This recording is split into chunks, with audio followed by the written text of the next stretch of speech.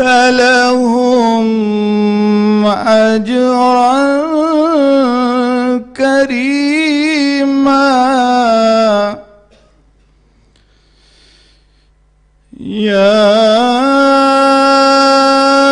أيها النبي إنا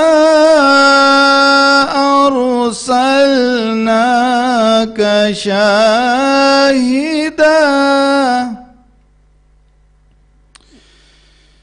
يا أيها النبي إنا أرسلناك شاهدا ومبشرا ونذيرا وداعيا إلى الله بإذنه وسراجا منيرا عظيم.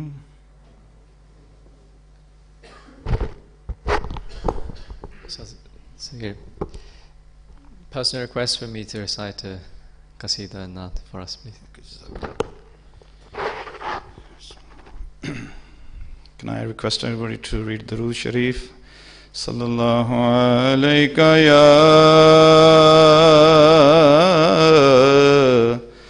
Rasul Allah wa sallam alayka ya Habib Allah sallallahu alayka ya Rasul Allah wa sallam alayka ya Habib Allah. کرم کے آشیانے کی کیا بات ہے کرم کے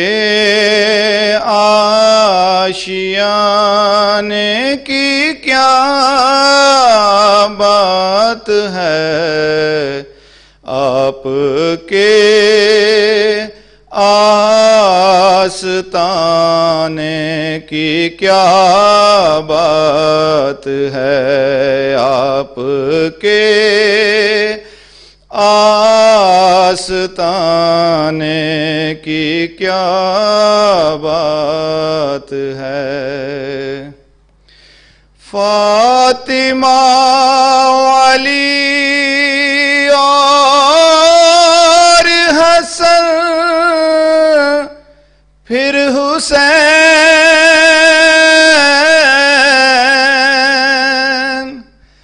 فاطمہ علی اور حسن پھر حسین مصطفیٰ کے گھرانے کی کیا بات ہے مصطفیٰ کے گھرانے کی کیا بات ہے آپ کے آستانے کی کیا بات ہے کتنے نانے ہیں ان کے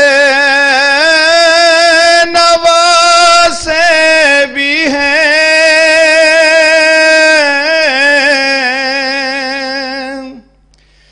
کتنے نانے ہیں ان کے نواسے بھی ہیں ابن حیدر کے نانا کی کیا بات ہے ابن حیدر کے نانا کی کیا بات ہے आपके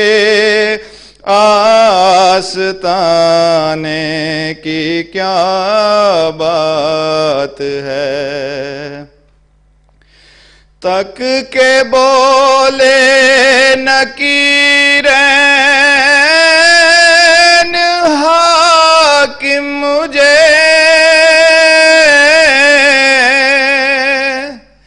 तक के बोले नकीरैन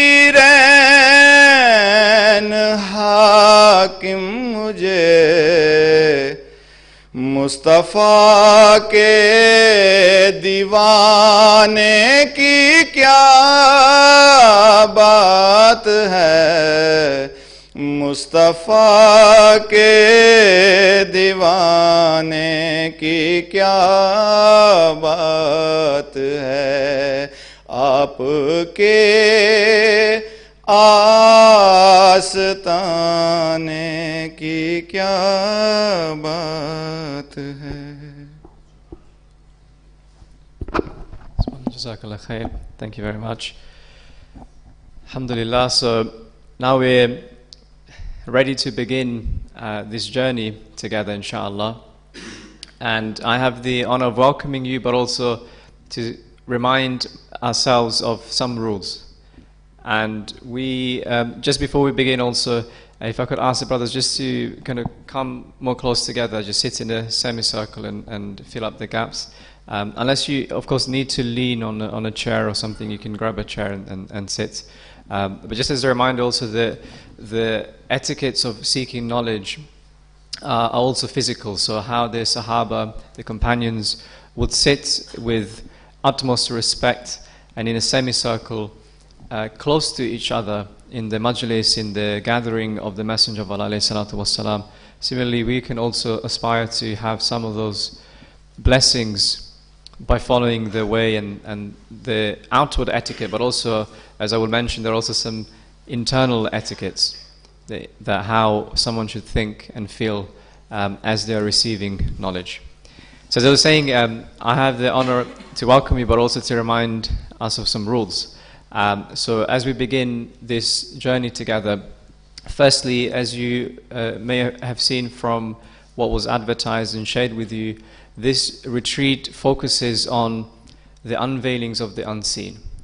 And this spiritual retreat is aimed to be practical and is aimed to help each and every one of us to firstly understand where we are in our journey to Allah subhanahu wa ta'ala, and by the end of the retreat, through the help of our teachers and the shuyukh that are present, we will have some guided practical sessions through which we expect all of you will experience an extent of the unseen. So this is a very clear upfront expectation that we have shared, and we have run this retreat across the country and across internationally in Canada, US, Pakistan and so on. And alhamdulillah, the vast majority of our attendees are able to achieve this. Now, why is this important and why is this happening now? We live in a world where people like myself are captivated by materialism, by our phones, by all types of attractions that now are almost like magic. That I can click a few, I can think of, okay, I'm hungry, and I can click a few buttons and food turns up at my door. That if I want to go somewhere, I click and a car turns up. That if I wish to see something, I can see hours and hours and hours of that TV, of that telefilm, that series without end, for free or for very little money. So we live in an unprecedented time where dunya, the world, and materialism has captivated the world. So Allah subhanahu wa ta'ala, through His infinite mercy, also sends ways and methodologies to counter this. And some of the things you'll experience in this retreat are like almost a cure for this attachment, also strengthening our belief in Allah subhanahu wa ta'ala and the unseen. So this is something about the purpose, and as I was mentioning, some basic rules should be followed. that this great privilege is being offered to yourself and myself. Now, what are we willing to give? Now, at the offset, we've only asked for 2.5 days, we say 3 days, but really it's 2.5 days of your time. And in this time, the teachers, they expect all of us to be very focused. And as some of the conditions that were shared with you ahead of the retreat, which are very clear, is that you are fully focused and immersed in this retreat.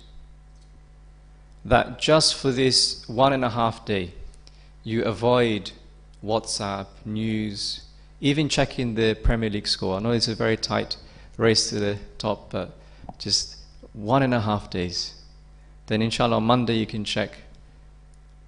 So this is what is expected, and obviously just also a caveat for myself is I will need to use my phone because, and also some of the brothers who are really the backbone of this retreat, who are helping us and serving the brothers and making sure the admin and logistics is on point, they also will need to have the phones. So don't think, oh, why are the ustads with the phones and why are the brothers with the phones, but they have a need for it. But anyone else who's participating, they should see this as a detox. That even non-Muslims nowadays, they have detox from their phones. And they compete with one another on how long they can go without looking at the phone. So maybe we can compete amongst ourselves as well. So some very basic rules. So we are not expecting any fire drills or of the sort, but there are 2 fire exits. One is across through the wudu facility, and one is at the back of this hall, just where I'm pointing. If in case there is a fire, oh sorry, yes, one more. We're extra safe. There's one back here as well. And in case of a fire or an emergency, the muster point where we gather together is outside in the parking lot opposite the Islamic Center. So this is a very important kind of safety rule. For those who have joined us, have registered, you're aware, upstairs is our sleeping area where you can unpack and leave your belongings. Do keep eye on valuables. We don't expect any incidents. However, it's always better to be careful, but also be mindful. You'll be sharing that area with other brothers, so making sure that you're keeping things tidy and in a nice way, so you can all share the space and enjoy the time together. So again, as mentioned, to help you focus, also any matters that are outside, whether it's family, work, you have to forget all of it. And this is why we send the conditions up front, so that you're able to manage your affairs. So when you enter the masjid, almost like an itikaf of the mind and the heart, as if you can't leave now. Your spiritually, your mind, everything is focused on this retreat. How you can reach Allah subhanahu wa ta'ala and experience an unveiling. This is your focus, this is your mission. So really some people were asking, well, can I pop in and out? Can I join some sessions or not? We are, you're all adults. We've made the rules clear. Now, if you want to benefit, then we've explained this is what you should do. But again, we can't force anyone. Sometimes it's boggling. Some of our brothers, they can watch a 90-minute match or a 5-hour boxing match without wavering their attention. But when we ask them to focus on Allah subhanahu wa ta'ala, to learn how to have an experience where they may see and taste, then they are asking and making excuses. So really, this is a reflection for myself, that how committed am I to this retreat. So just a reminder. And finally, one point on the volunteers and on the schedule. So alhamdulillah, there are many brothers who are helping to put together the retreat, from the smallest things to the biggest. And remember, they're all volunteers. They all have families, they have jobs, they also have given up. So if there's any shortcoming, we ask forgiveness now. And please have the mindset that they are also, like yourself, they are volunteering their time and the effort, and they're organizing the food, from also the media. It takes a lot of effort, and really without them, we wouldn't be able to do any of it. So may Allah subhanahu wa ta'ala bless them and their families, and really we ask for forgiveness. If there's any shortcomings in my part or their part, we ask for that now. In terms of the schedule, inshallah, after the first couple of sessions, we will share a clearer schedule so you know what to expect and when the meal times are. But for now, you only need to be concerned about today. So between now and Salatul, 15 minutes before, so Salatul Isha is 7:15, the Jama'ah. We will finish 6:45. So the session I'm about to introduce will be the first session, and then after Isha there'll be another session where we will go into more detail about the path and the preconditions to spiritual unveilings. And then after that session we will have our evening meal. And then I will mention the rest of the schedule. So we have given sufficient time for rest. So from 11:15 till 6 o'clock is your rest time. And we expect all of you to really sleep during that time. And there is sufficient time for breaks, for conversations in between the day as it unfolds tomorrow as well. So we will share a more detailed timetable, which is subject to change depending on the sessions, maybe some of the Q&As. And this really is just to help you plan mentally, that, okay, this is the session that's happening. And now, one really important thing to understand also is, as I mentioned, this is and we use the word again and again, but it really is, it's a practical retreat. So similarly, if we had a retreat on bodybuilding, which obviously I haven't been to, you wouldn't go to the retreat and spend 3 days just learning about nutrition, learning about exercises and movements. If it's a practical retreat, you expect that you'll be doing some weightlifting. That is really the analogy for our retreat, which is you're here to lift, you're here to practically experience the unseen. However, even in a bodybuilding retreat, there needs to be a level of theory, that this is the safe way to lift weights. This is the correct way to understand nutrition. These are some wrong perceptions or wrong understandings about bodybuilding. So all of us are on the same page, mentally, intellectually, and then when it comes to the practice, we're doing it correctly. So this is why there will be presentations by the teachers and some of the brothers about the theory.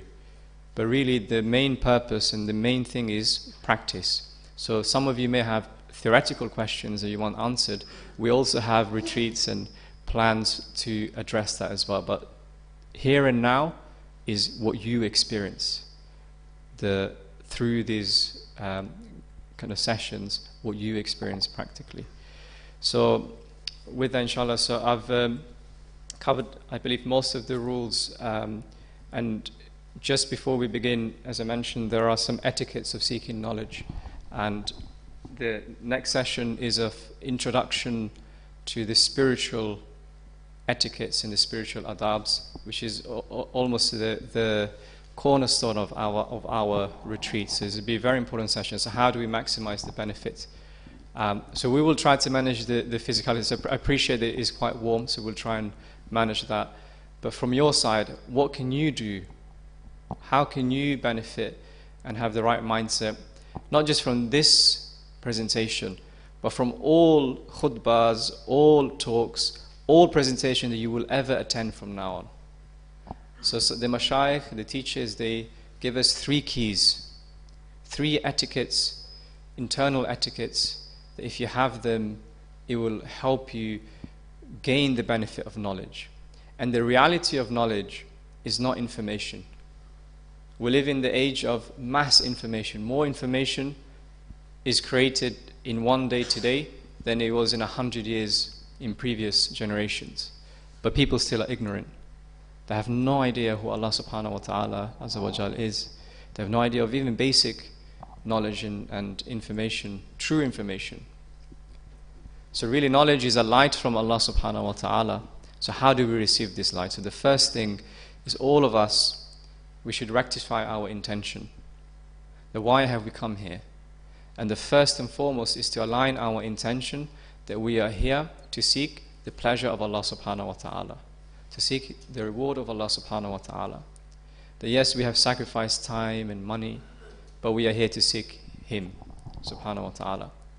The second one is, you may hear the same ahadith, the same ayah of Quran 1,000,000 times, but you internally prepare yourself and imagine as if it is the first time you're hearing it. That you clean your slate as if you have no knowledge. You may have just come reading 10 books about the unveilings of the unseen. You may have read 50 books, 100 books, but you sit as if you know nothing.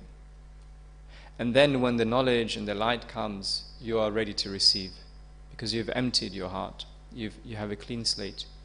And thirdly, whenever any advice is mentioned, you direct it at yourself. So for example, when I'm talking about football and others, you might be thinking, oh yeah, Abdullah's not here, he's watching Liverpool or he's watching... No, you should direct it yourself. You may not have a particular habit for football, but it might be something else, something worse. So direct any advice that is given at yourself.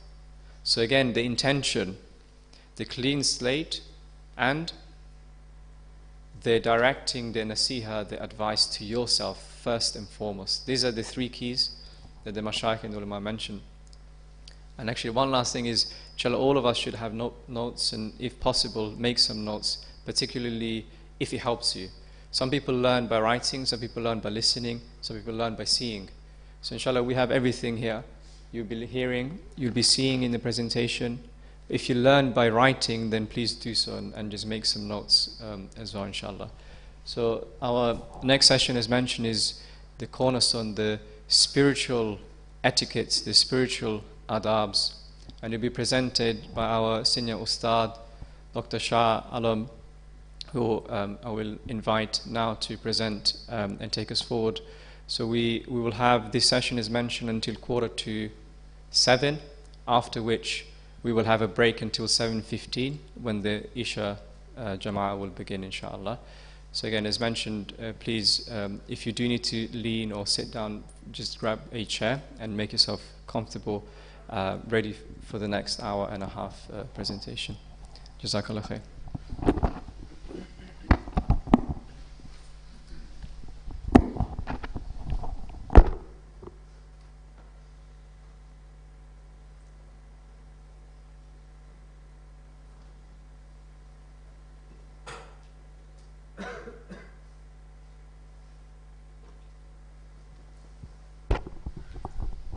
This is from the mercy of the teachers. You have a 5-minute break just to stretch, drink some water, grab some fresh air, but we should be back a minute before 5, please.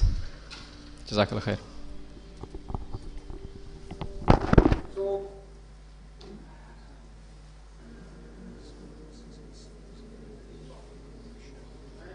Focus on one verse from this surah, which is the 26th verse, which I recited. And this verse only have two.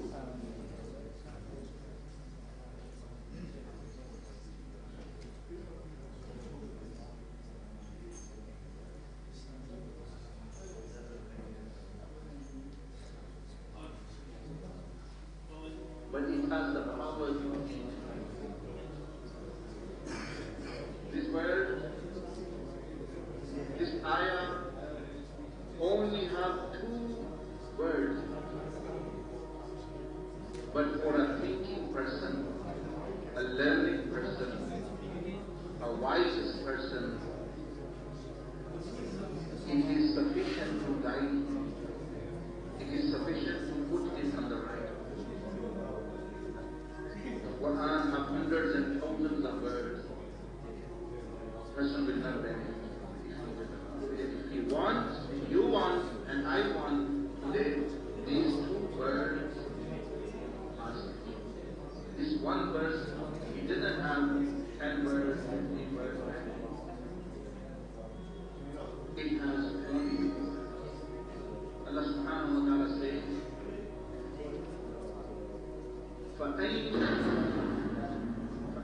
means where, so where. So what does the verse mean? Allah is saying, so where are you going? Now this actually addresses all humanity and you and me as well. It is directly Allah Azza wa Jalla speaking to you, because His kalam is for until day of judgment. So today is interactive in the same way and valid as it was before. So directly you should consider Allah subhanahu wa ta'ala is saying to you, so where are you going? are you going? فَأَيْنَ تَذْهَبُونَ فَأَيْنَ تَذْهَبُونَ. So where are you going? Now just to reflect upon this. So firstly he is asking, فَأَيْنَ تَذْهَبُونَ, what is your direction in life? What is your direction in life? Do you have a direction? This is also the point. فَأَيْنَ تَذْهَبُونَ, are you going somewhere or you're not going somewhere? Are you directionless? You don't have any purpose? You are not, are you just actually one statistic? One person who, like animals, will just live, eat and sleep, and then eat and sleep and go to toilet, and then think of eat and like that. That's how you are going to go.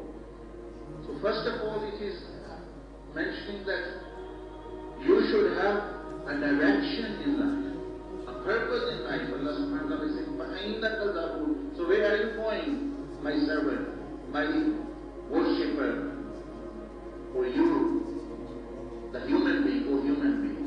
So it's as though you are being addressed directly. Your name is Bashir, Adil, Faqir, Nadir, Imran, whatever.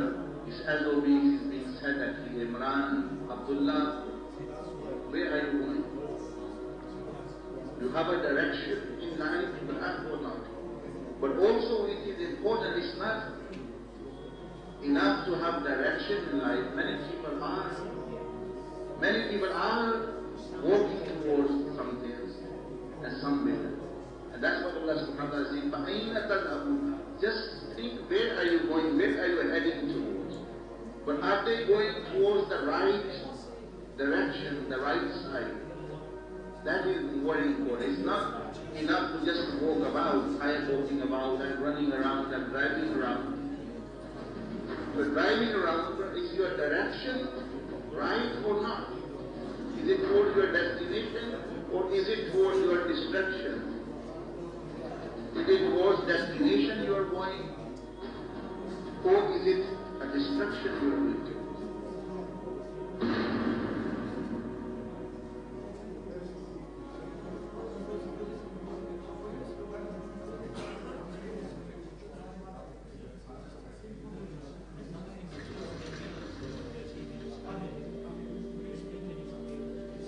So imagine you are in a room. The room is quite big, and in that room there's all luxury and all whatever you want to do. All the desires can be fulfilled. There are drugs in there. There is the alcohol, which actually are favorite. There are drugs which are favorite of some people. There is the food. 7-star food is there. There are women, there are men, most beautiful women are there. And their cars, there's sofa, there's very good bed.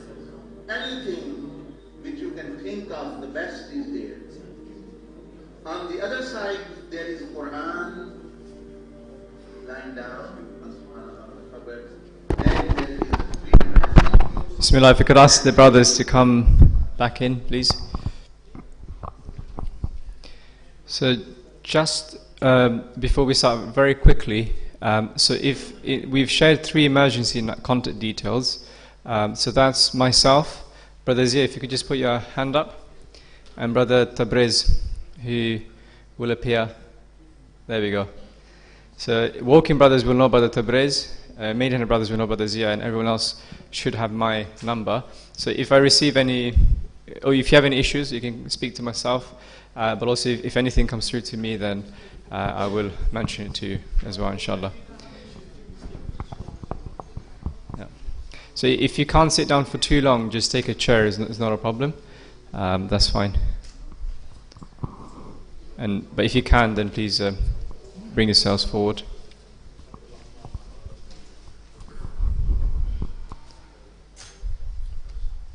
Inshallah, now I'll hand over to Ustad Dr. Shah Alam.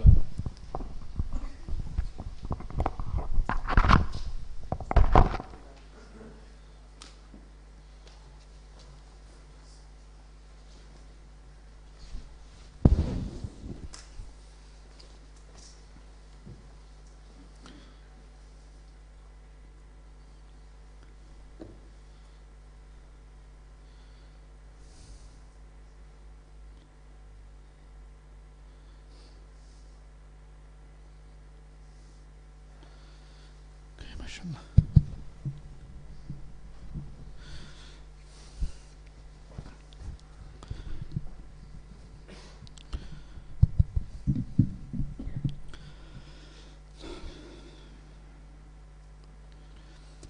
Alhamdulillah, Alhamdulillahi Rabbil Alameen, wa salatu wa salamu ala al-ashrafil anbiya'i wal mursaleen. Amma ba'd. All praise be to Allah subhanahu wa ta'ala, and may His infinite peace, mercy and blessing be upon His beloved messenger and prophet Sayyidina Muhammad, and upon all His beloved family, the Ahlul Bayt, the Khulafai Rashideen, and all the Sahaba Ajma'een, all the Tabi'een, Tabi'in, and all those awliya and pious and righteous and Aimam Mujtahideen, those who follow him and yearn and love for him until Yawmul Qiyamah. MashaAllah, as you have all come, first of all I'd like to congratulate you. Assalamu alaikum. May Allah reward you for coming and participating in this 2-day spiritual retreat. As you have seen the posters and advertisement, and also our admin brothers have sending you messages and emails, that inshallah this retreat, it's not like any other retreat you have attended or you heard. Inshallah, this should be a unique one in your life. Before I continue, just let me know if the sound is okay, if you can hear me at the back and the screen is okay. If not, just pause me anytime, inshallah, and then we can go back and cover that aspect. Like Ustad Tasif Zaman had mentioned, that our purpose is not to do a discourse upon discourse, presentation upon presentations, go through the theoretical aspect. But the main purpose is actually to do the practice itself and to actually see and experience something. So real emphasis we give is the practical aspect. But here's the thing: in this day and age and this modern technological world, we actually have a great war in front of us, a great mission in front of every one of us. Now, I'm not talking about just merely brothers who are here or those who are watching live online. I'm talking about at the largest scale, the grand scheme of things, at the human scale, human level, irrespective of what faith or creed or background one is from, the male and the female. What's happening is, imagine we know that we are blessed and very honored creation of Allah subhanahu wa ta'ala. And He has created us for a very honorable and very high status role to play. And we sent us here with so much love and attention from Allah subhanahu wa ta'ala. But here's the thing. Just think about for a second. Unfortunately, this world has been captured and invaded by aliens, and they've come down. Now you can all have a picture in your own mind. Come down, very disfiguring looking, these alien creatures, and He's actually captured every single one of the humanities at large, by and large, and we become zombified as a result. And there's only few people here and there in the world that roam around and they try to wake people up and try to make them realize that they have been zombified by these alien creatures that came from another galaxy or another part of the universe. Really, what we're talking about is ourselves and our enemy. Who is our enemy?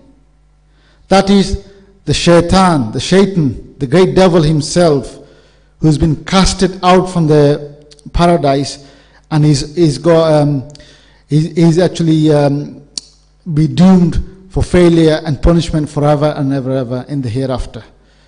What he has done with him and his enemies, his armies, he has now gone and spread all across the world, and he's basically infected with certain virus and zombified every single one of us who's touched us. There are only few who have saved or have learned how to save themselves. This is what's at stake. What do I mean by that?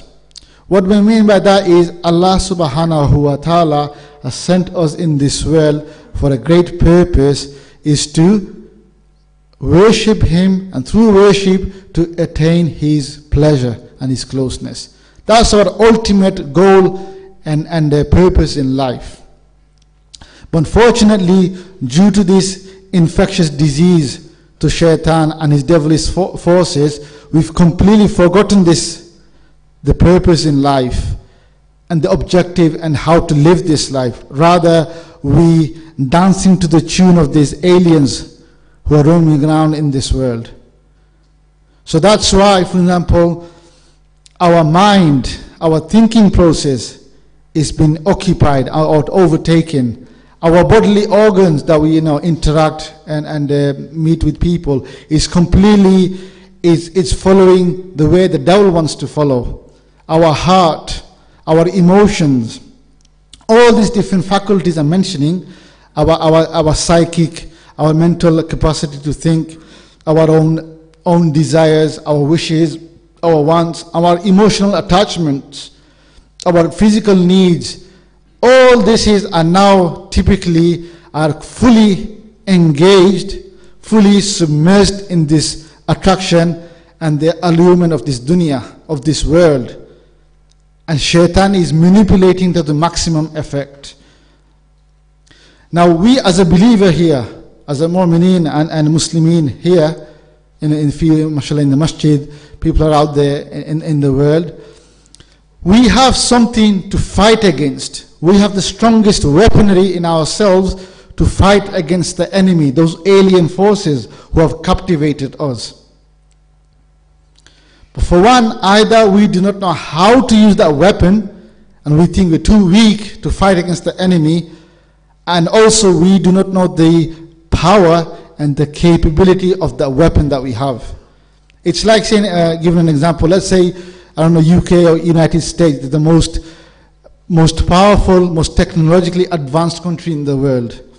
At their disposal, they have all the latest military weapon, they have the nuclear bomb, they have atomic bomb, and all the other things they can think of. With one click of a button, falls into the wrong person, they could destroy the whole world, or at least parts of the world, quite easily. But imagine that each one of us are like a country like USA, for example, and we have that the power which Allah subhanahu wa ta'ala has bestowed upon us, and the weaponry we have as well that goes with it. But if now, for example, Donald Trump says, "Oh, we're weak," some country from Africa is coming over and is invading our country. He says that anyway, but that's a different matter.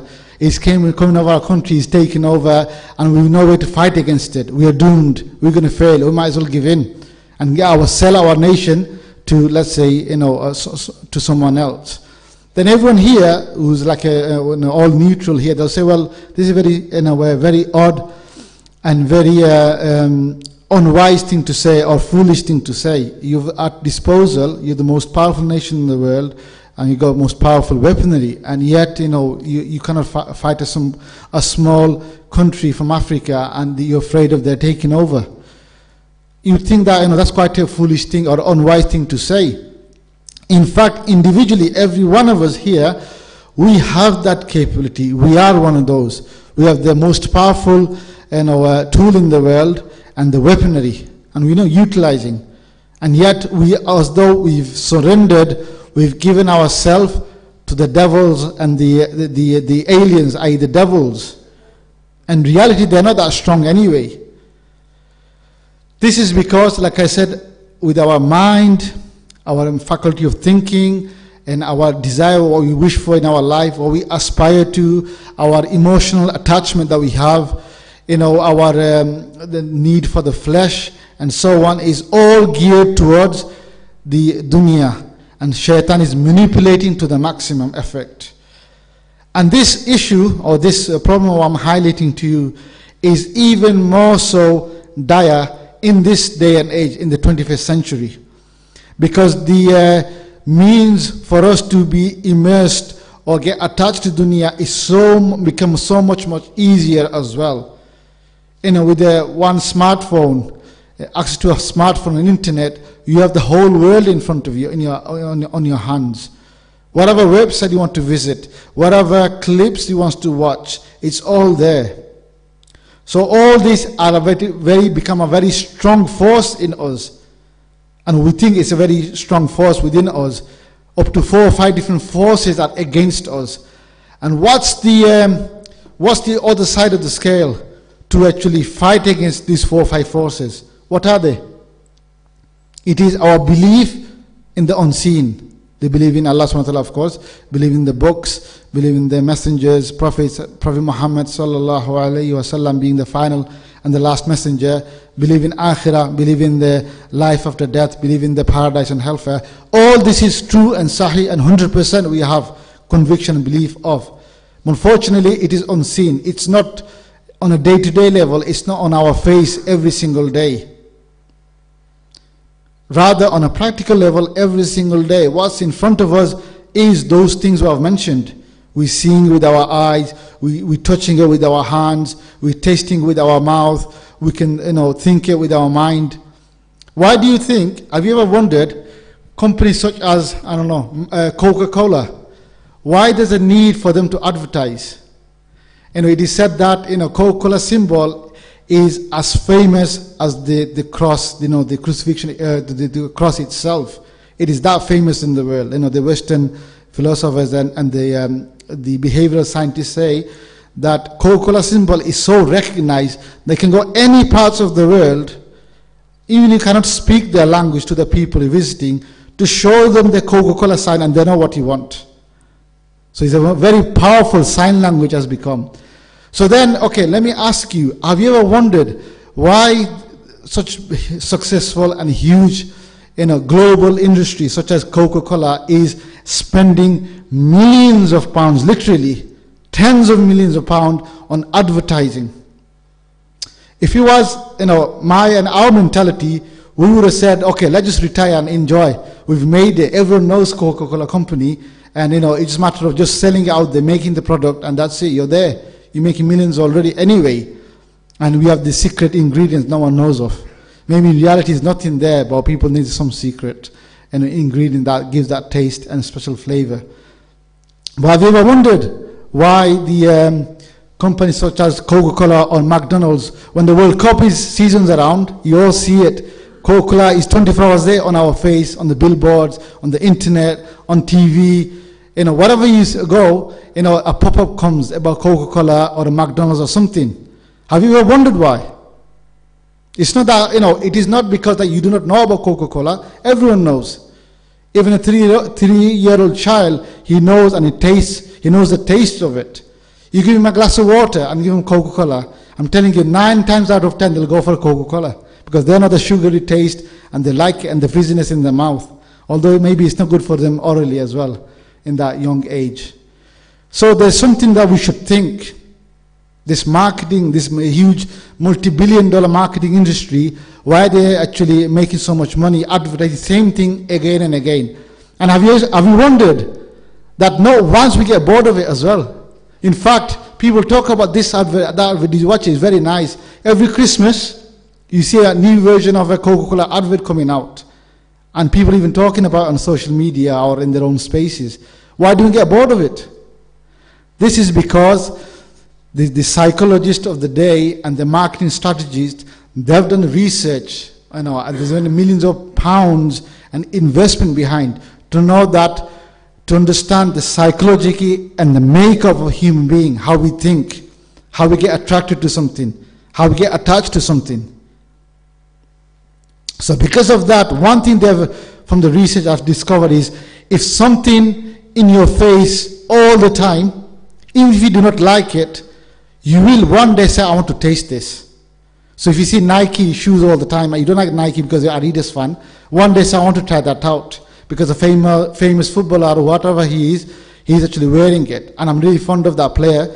And so I am going to change my loyalty and go into Nike for this year. Because they have realized through the research that when something is constantly reminding you of, through your different means, to seeing, to smelling and tasting and all the other means of visual aid and so on, that one day you will buy into that idea.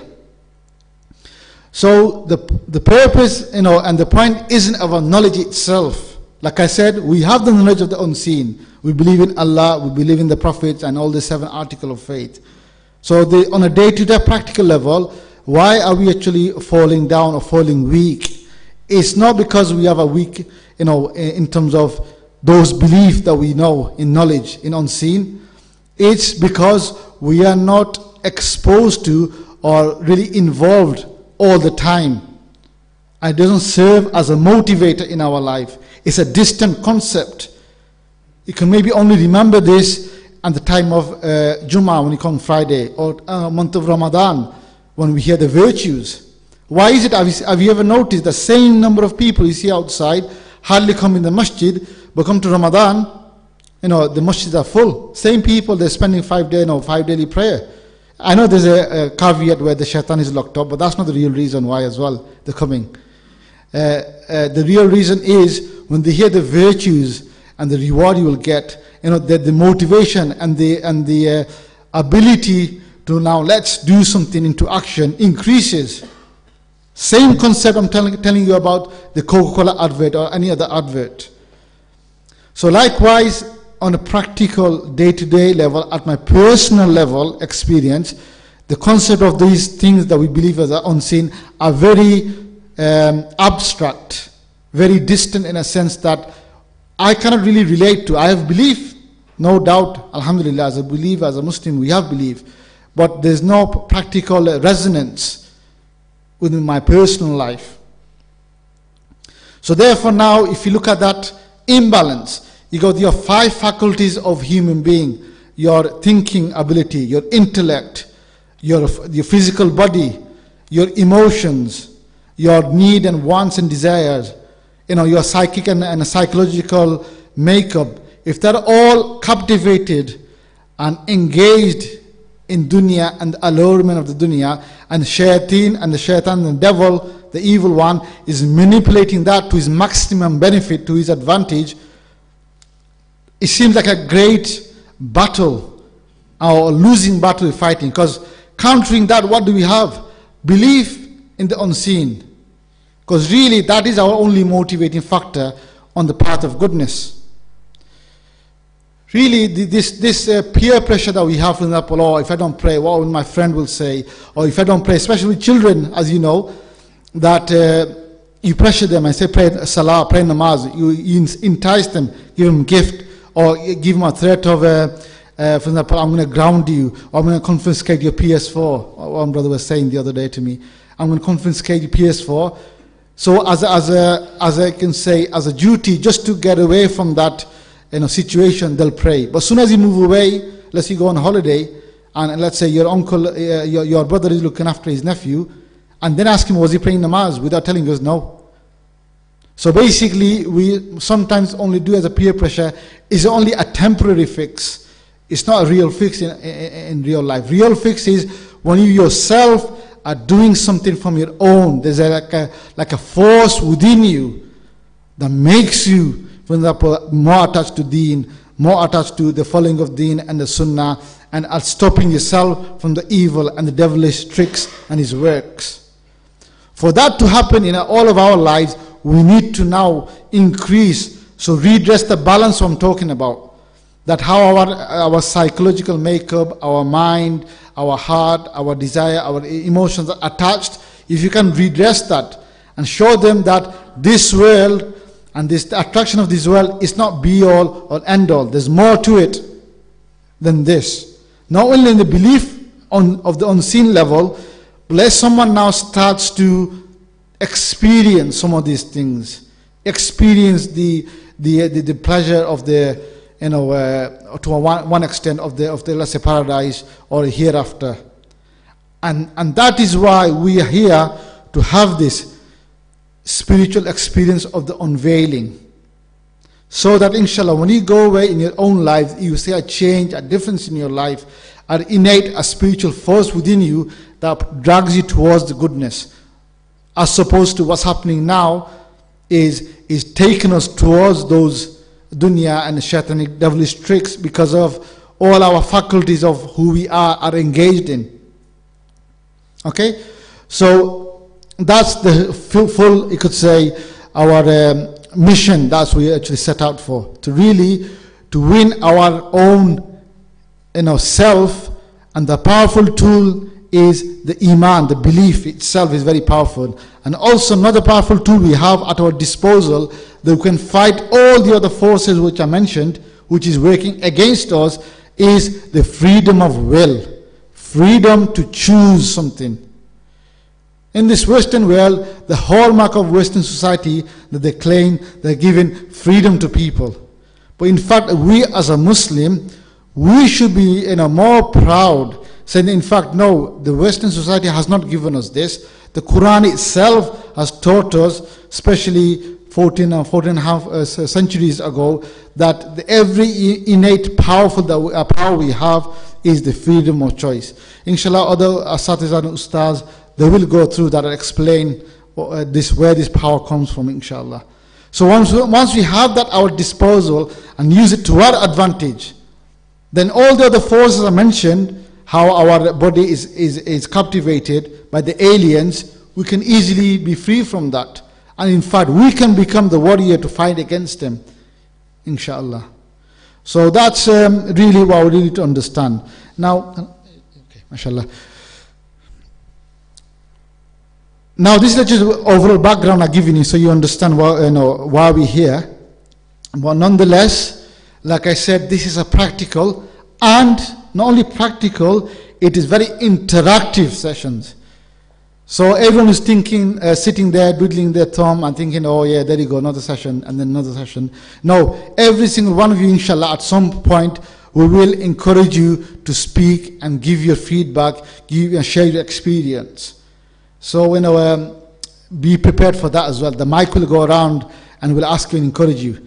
And especially those who shy away or hide at the back will find you out through the screen and give you the mic, and then you have to say, inshallah.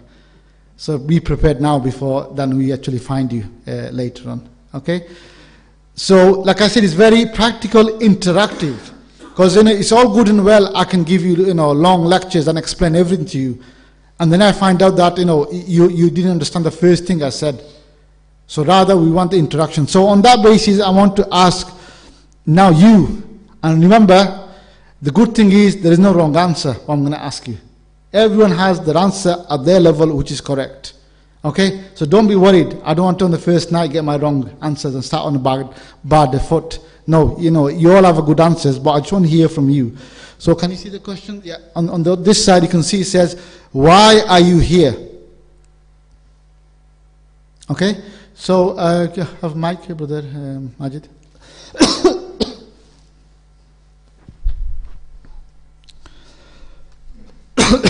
So I give you the opportunity to randomly select, no favoritism, but select anyone, and let them answer that question. Just to find my lost identity and just to reconnect myself with Allah subhanahu wa ta'ala. Inshallah, mashallah, very good answer. The lost identity part, maybe you have to go elsewhere for that, inshallah. But yeah, the real identity, who we are, inshallah, yes, we will discover that as well. So very good, objective you have. So these are now what becomes objective. The overall aim is I want to please Allah, which is excellent. But then, to please Allah, that's a lifelong journey. I want you to say something that you want to, here and now, for example. So objective is very specific what you want to achieve. So that's good, mashallah. A very good response. Anyone else? You can put your hand up, or brother will come with the mic.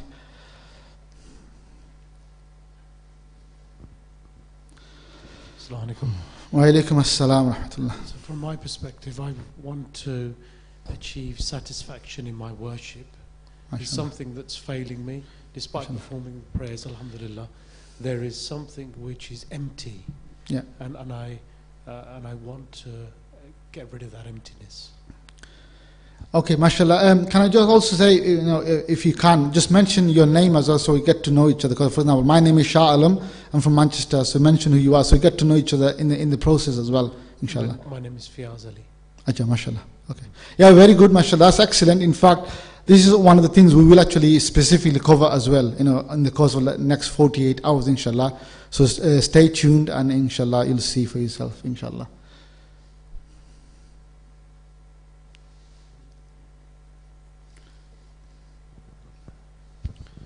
Assalamu alaikum. Wa alaikum assalam wa My name rahmatullah. is Abdul Rahman from London, North London. Yeah, I'm here first to please Allah, second to get knowledge of unseen, because today Muslim in danger. The Ummah is in danger. We need Yeah, to kind of- mashallah. You're correct, exactly. This is what we're saying. It's as though alien has come down and has basically invaded and captured every one of us, mashallah. But inshallah, hopefully it's not just the knowledge. Obviously knowledge is important, of course, but also something the practical you take away with as well, inshallah, mashallah. Assalamu alaikum. Wa alaikum assalam. Imtiaz Bushin from Watford. From local, Watford, Watford, mashallah. yep. Yeah. I'm here to get a breakthrough because we tend to do things repetitively without being present. Yes, yes. And that to me is a big challenge in my life, and I'm looking to achieve a breakthrough in this session. Thank you. Excellent. That's an excellent answer, because exactly, yes, we are at best when you are offering, doing about ibadah, our worship, it's almost become like a parrot fashion. We're just doing it because there's a need to do, and I'm doing. There is no that of my, like I said, like my intellect, the mental ability, my emotions, my feelings. Nothing is really engaged with it. So inshallah, that's excellent. Inshallah, we'll cover that inshallah as well. Ji Brother Majid, are we all done, or a few more? Just to have a quick peek through, is there anyone behind the walls as well? Assalamu alaikum. I'm Najmul from East London. Mashallah. I guess I'm here just to have a conviction of the reality of the spirit world, and it's all real. And sometimes the scientific theories out there, sometimes makes you doubt. Like, what if this is not all real? We're just doing it for nothing. So I just want to experience a higher level of ihsan, I suppose. MashaAllah. This is actually excellent. Unfortunately, as part of what I was saying about how the alien has come from a planet X or whatever, Allah knows best, and has basically captivated and captured the whole world. Unfortunately, I'm especially talking about from we as a Muslim point of view. Many people, because in the past our elders had an issue whether they go in a different firqa and become a different follower. But now the issue is so dire, especially in the intellectual circles and academia.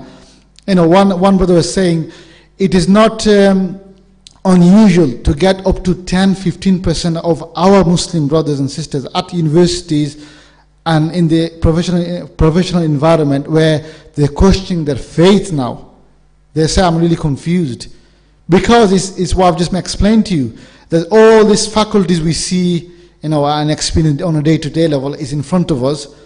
And only thing that is counterbalancing that or fighting in the path of truth and haqq is believing the unseen.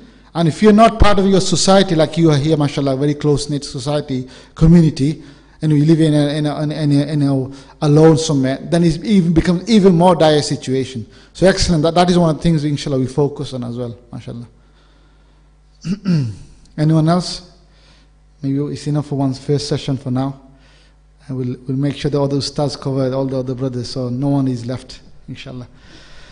So yeah, that's really good. So we've heard, brother said, obviously the ultimate aim is to please Allah subhanahu wa ta'ala, but I want to experience my ibadah. I want to know who I am. I want to find my identity. I want to learn the spiritual aspect. Is it all, I know the great thing is waiting for us after our death, but can we have some kind of access now, like the brother is saying? I'm just paraphrasing what he said. So yeah, these are all good questions and aims to have, inshallah, to come in this retreat. And that's the whole purpose why. Now you can see and appreciate why we say this is more practical. Because at the end of the day, we can bring in here, I'm not very good at orator anyway, but let's say bring in someone who's the best person at public speaking and gives the best discourse or best speech, and you are like taken back, wow, what a speech he's given. But then, we sit through these speeches many times. You go on YouTube, you can find everyone.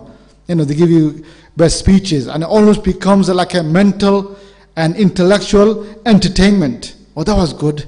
Oh, I want the next one. And when's the next one out? and when he's coming back next time. So really, we just stay at that level. It never translates and never, transfers into anything beyond that.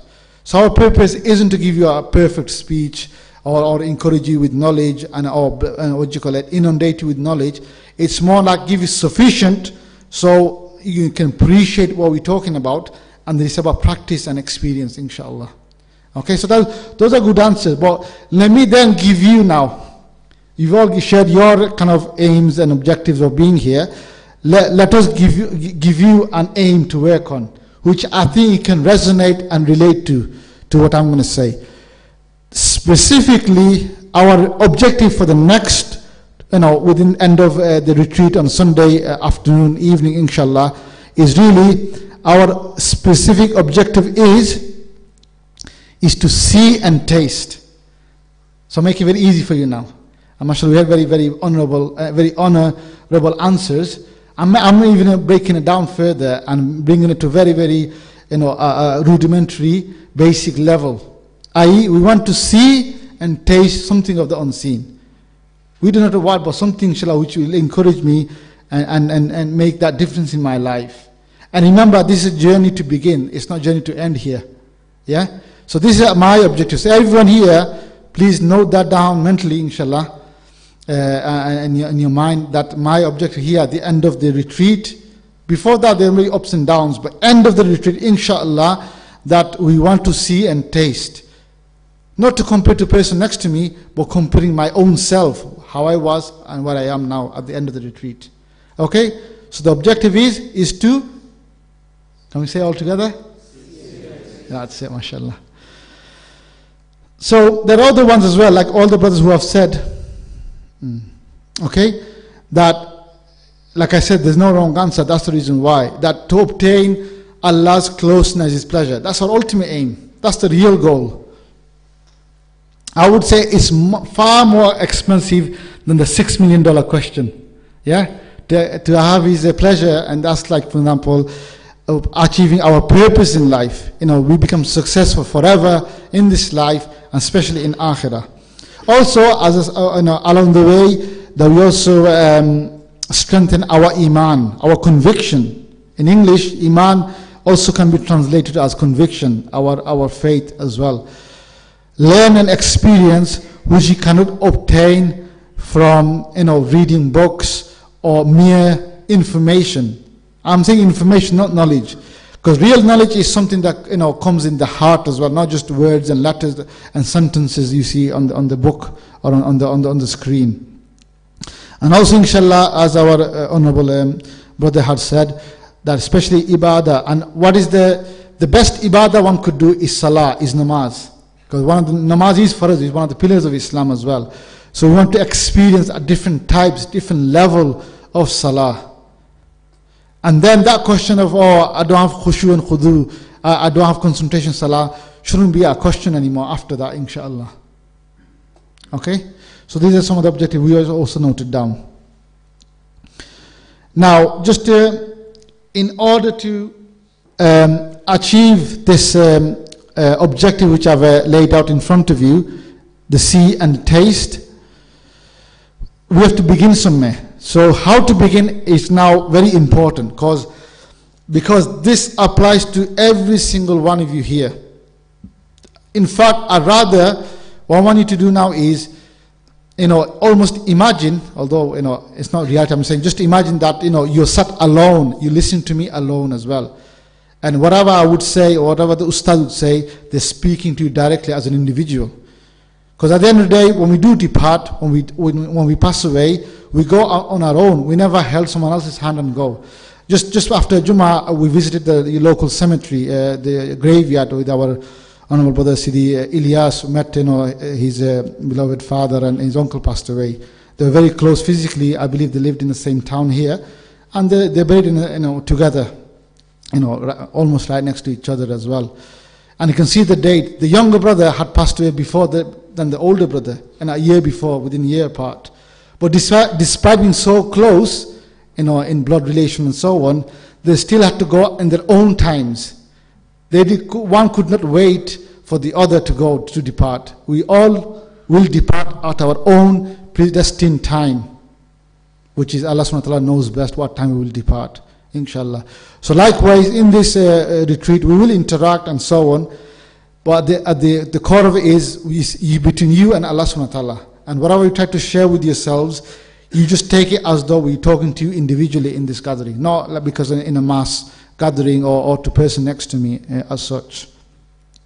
So what I really wanted to do is to rectify our intention, our niyyah, the why are we here, mashallah, for pleasure of Allah subhanahu wa ta'ala, to achieve something which is very pure and very powerful.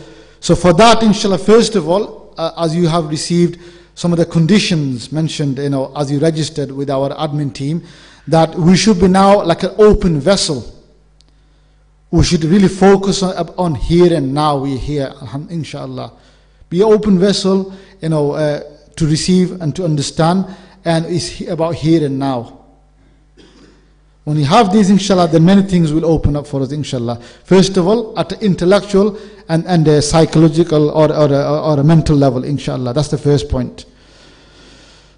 And then, inshallah, we will explain and go through the, I'm just going through a summary now of you could say the whole retreat now, because this is the introduction of the spiritual aspect, just introducing everything. What will happen is, like our honorable brother Abdul Rahman was mentioning, that he wants to have certain knowledge with everything in life. Like we do namaz and salah here. For this, what do we need? Very quickly. It's not a fixed session, by the way, but what do we need in order to pray salah? Exactly, yeah. So we need to go to the wudu khana or at home in the bathroom and do wudu, because without wudu we can't perform salah. Likewise, this is a condition of salah. Likewise, for this spiritual experience to happen, there are certain, you could say, conditions that we need to be aware of, number one, and number two, go on the path so that we are fulfilling those conditions in order to have a spiritual experience or unveiling. But like I said, we are not relying on our own efforts. No, I'm not relying on what I'm saying or what I'm delivering. No, yourselves are. We're in fact relying on Allah subhanahu wa ta'ala. Because remember, nothing is easy in life. Nothing is easy in life.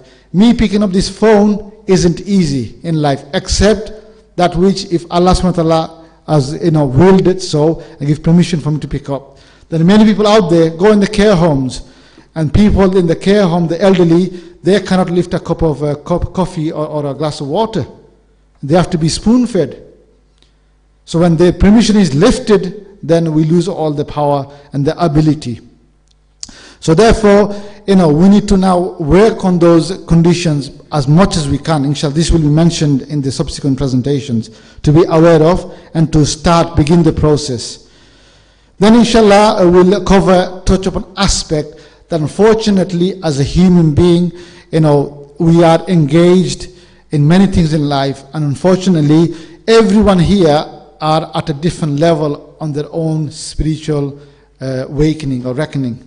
Some are more closer to Allah subhanahu wa ta'ala, some are far away. But alhamdulillah, this is all inclusive.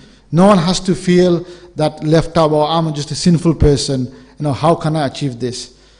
But in order for you to tackle that issue, if you like to say, then we actually highlight commonly as a human being, we all have commonality. There are 7 things in life generally that becomes an obstacle, becomes a barrier to reaching closer to Allah subhanahu wa ta'ala. So do not think, so this thing I want to take away from this session now is that Allah subhanahu wa ta'ala has created every single one of us, and He loves us for His worship only. So we all have potential to please Him and to be close to Him. So in one sense, we all have potential to become awliya Allah, a friend of Allah. A wali of Allah, awliya obviously everyone, wali of Allah, to become friend of Allah, every single one of us have the potential to. Don't think you're excluded from that elite circle. You're not. Only people who are excluding us from that circle is our own self. Sometimes we have certain blockages in life which are not helping us or taking us further towards closeness to Allah subhanahu wa ta'ala. And these blockages are not irremovable, meaning that you cannot that remove it from your life. You can remove it from your life. Maybe you never thought about how to remove it, or never sought advice as well. That look, I have this issue in my life. I know I have an issue, but how can I deal with it so that this issue is removed and my journey to Allah subhanahu wa ta'ala still continues. It does not become a blockage for me for the rest of my life. So this is important as well, a part of the spiritual opening. So many times people say, I don't have the opening. Sometimes these are the reasons why as well. So we need to be honest and open and be realistic as well, and to show you some of these things, inshallah. Then you can consult. Another aspect of this retreat is, although we do everything together, but there's also given a chance where you can have your one-to-one meeting with our ustads who are participating. One-to-one, especially need that as advice or issue you want to discuss, which is not possible to discuss amongst the masses in public, in front of others as well. Obviously it's embarrassing and so many other things. So that opportunity is given. So that special support is there as well. And so they can discuss, be realistic, be grown up about it, like they say. Not become idealistic, but be realistic, be grown up about it, and let's deal with it. And if you make niyyah, if you make the intention and set on the path, then Allah is so merciful, He opens all the doors in front of us, inshallah. Okay? So we'll cover that aspect.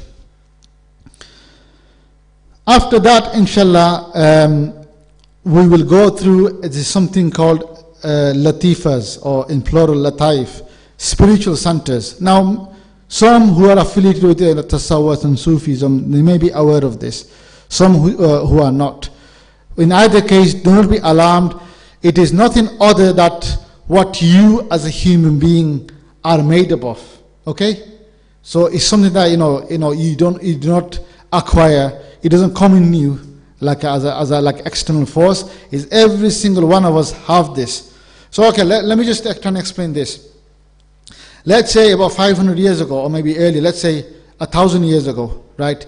Many of the delicate organs that we know internally, even the major organs or the more subtle, smaller organs within our body, vast majority were not aware.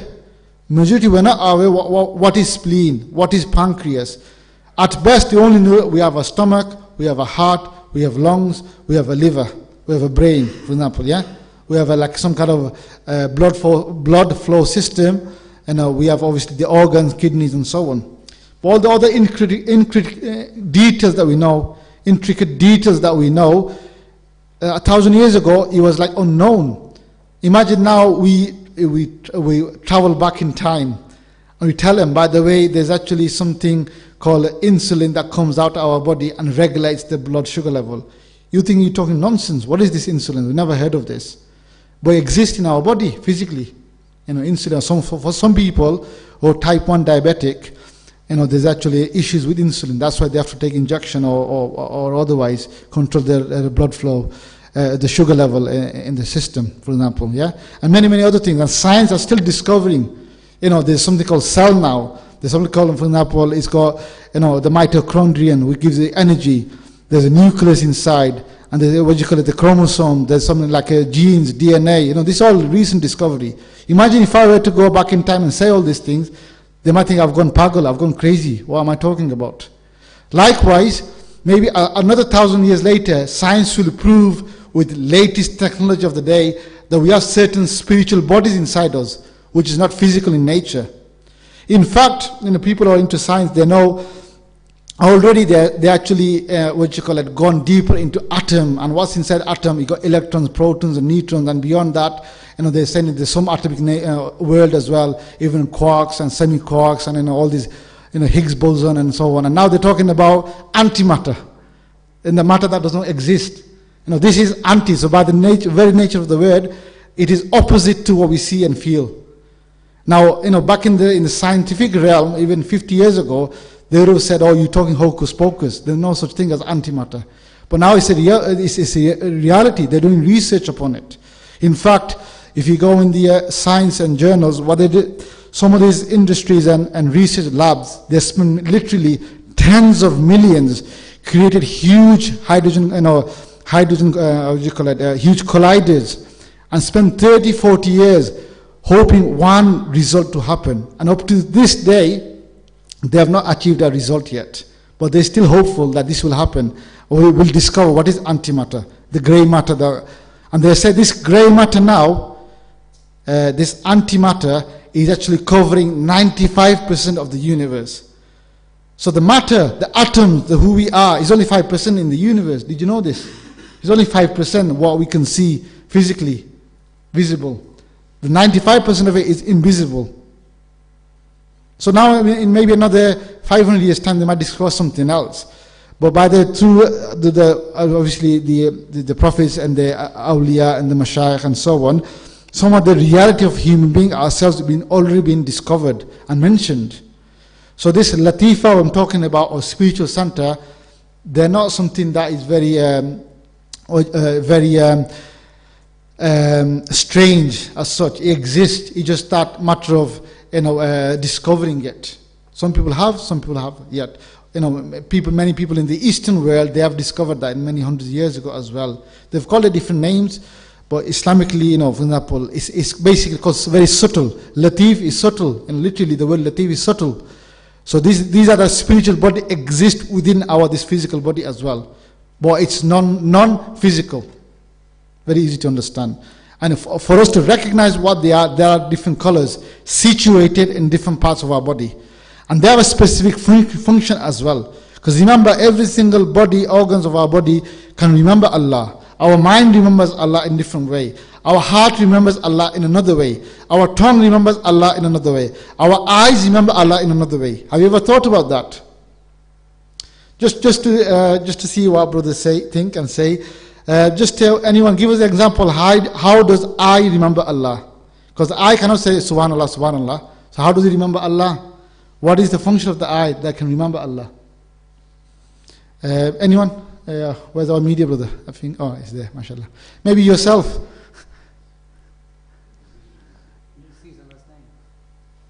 Mashallah, good. Yeah.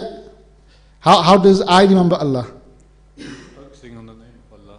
Okay, mashallah, like the brother here mentioned. That's just one. Another one. Mashallah, reading Quran is another, the eye is reading Quran, but it's not pronouncing the words. I can only see the words. Yeah? Okay. Assalamu alaikum. Bilal. Locally from Maidenhead.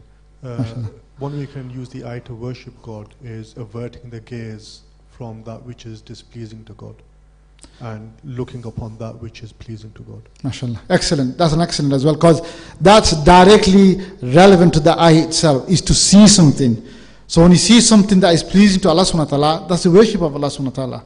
When you see something, when you stop your eyes from seeing something that will bring displeasure of Allah subhanahu wa ta'ala, lustful gazes at a woman or opposite gender or same gender in this day and age, so that's also is against the command of Allah subhanahu wa ta'ala as well. So what is the function of the brain? How does it remember Allah? Brain cannot say, well, maybe it does, Allah knows best, because I don't know. It does say Allah, Allah in its own way. But as we understand it, how does it think, how does it remember Allah? Yes, brother here, mashallah, wearing on the left hand side. Yeah, right in front of you. Assalamu alaikum, brother. My name is Ali. Let's say to think in Allah in your brain and read in your names Allah subhanahu wa ta'ala in your brain, then think is much better to get close to Allah subhanahu wa ta'ala. Okay, just so that I understand what he have said, is just to recite the name Allah in the mind. Is that what you said? Okay, mashallah. Yeah, that's one very good way. But unfortunately, vast majority of the time we do not do that. Even when we recite the Quran, we're thinking about what I'm going to eat. Like now we're thinking what's for supper, what's for the evening meal after Isha. Yeah, we're thinking something else. Although we sat here physically. If you're not, then put your hand up. That's fine, mashallah. May Allah reward you for that. No, don't put your hand up. I don't want to know actually. Ji.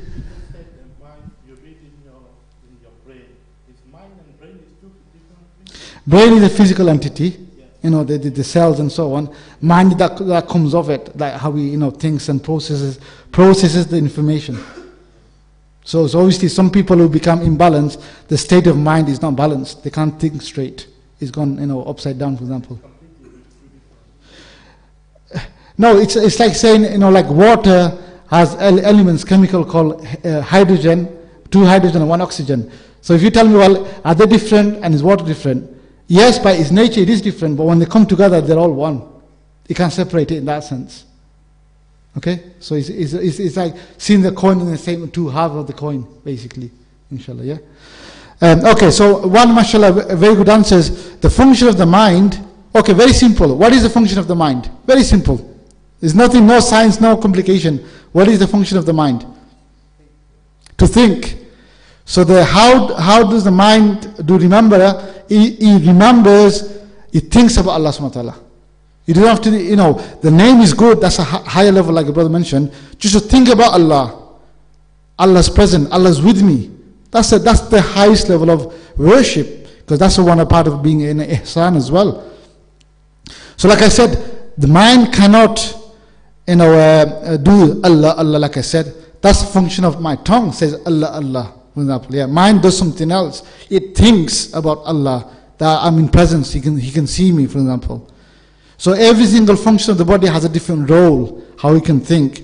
It has its own role, but if you train it, like I'm discussing now, if you train our different organs of our body, you can use that to your advantage to remember Allah. Are we all clear on this, what I'm trying to say? Likewise, spiritually, or in a spiritual sense, there are some non-physical entities or subtle bodies exist within us. Call it, whatever name, or in Arabic name, Latifa or Lataif or spiritual center, if it's easy to understand, it exists within our body. And if we can now, the 2 things here, if we can train them to remember Allah subhanahu wa ta'ala, then that's one extra faculty you remembering Allah with, number 1. And number 2 is, it also has a certain function. The function is, they're like like a car, where you have your like a battery, and you have like a fuel and everything else, and the ignition. Once you service all of them and get it in line, and when you start your car, ignite them and with the ignition, then what happens? The engine then begins. The engine then starts to run, and so that your car can travel then. Likewise, in the spiritual experience and the spiritual journey, what the lataif are used for is exactly that. These are small levels connected to the spirit, the ruh. The spirit, the ruh. When all these are energized, they can ignite your spirit, your ruh, to spiritually travel. And that's why inshallah we'll be covering that as well in the sessions, so that we learn how to do so and then travel thereafter inshallah.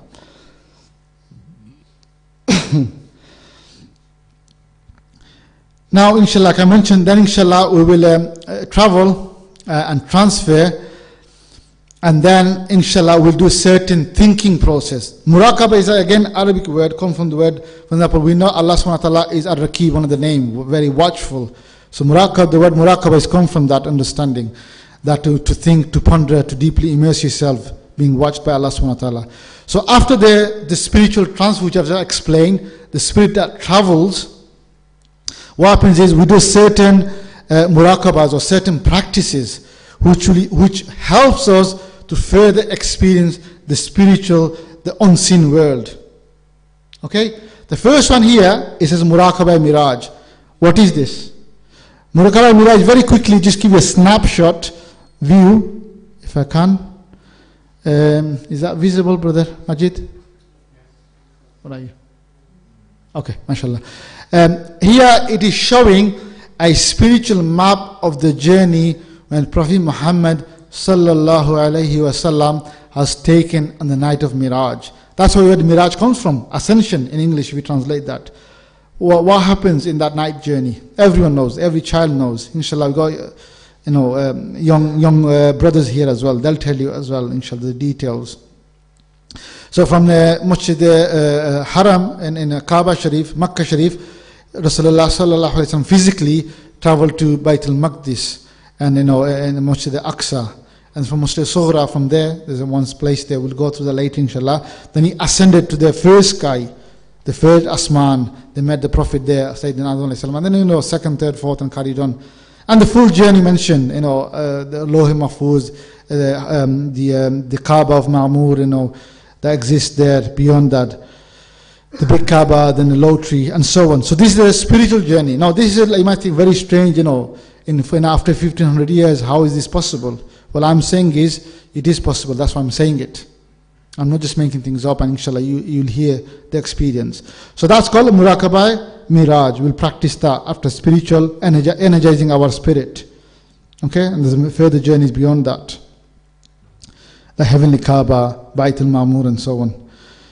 Then after that, inshallah, another one, inshallah, we will be practicing is called Muraqabah Dua. Now, as you know, dua we know is supplication in English. Muraqabah means to think.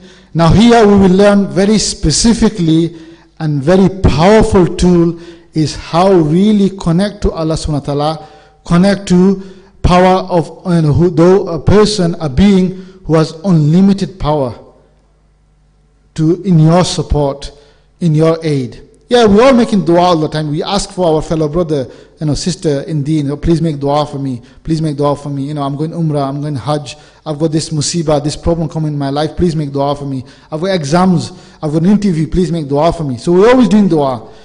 But sometimes, we miss the obvious or miss the very powerful tool is how do I really benefit or tap into this, this unmatched and endless power through which Allah subhanahu wa ta'ala, of Allah subhanahu wa ta'ala, who can bless us. Have you ever learned how to really connect to Allah subhanahu wa ta'ala and ask in such a way that gives us the ability to stay under the help of Allah subhanahu wa ta'ala for that certain action to carry out in my life, to looking for some that relief, that way out in my life, which is finding it difficult. So here, this is called Muraqabah Dua, which we'll cover in this retreat. So here you go, there's a title, inshallah, later on in the presentation format, we'll go through details. I'm not going through it at this moment. So this is called Muraqabah Dua, meditation and supplication. So that's number 2 we'll cover. So this is just to answer some of the questions like our honorable brother was mentioning, that he wants to change his ibadah. So you can see how we're going to mention some of these things. Then, inshallah, specifically asking a brother here as well, that they want to really improve their salah. Generally worship, or specifically their salah, the namaz. That not only I'm actually fighting at the level where I cannot concentrate, my thought wanders. I was just saying to having a discussion with the brother after Jummah today, that the mind you're talking about, let me just tell you this, try it out until we do the presentation, is mind is such a powerful entity, it always wants to stay engaged in something. It doesn't like to stay idle. I know, like the psychologists say that man have this box inside them, it's a nothing box. We all go inside in the nothing box and we think nothing. I reckon it's actually a joke, but it's not really true. Because the mind is always engaged in doing something. Mind does not stay idle. No matter what, good, bad, evil, no matter what you say, mind has to stay active and processing information. But unfortunately, we've not trained our mind. I'm just talking about the mind level, how to train it so that it doesn't go here and there everywhere else. But then even more powerful tool than the mind and the process of thinking, if you then learn how to spiritually connect and spiritually travel in your salah, the mi'raj. Remember, it comes in the hadith to the effect, the salah is what? Anyone know the saying, the hadith? The salah is really mirage for the believer, for mu'mineen.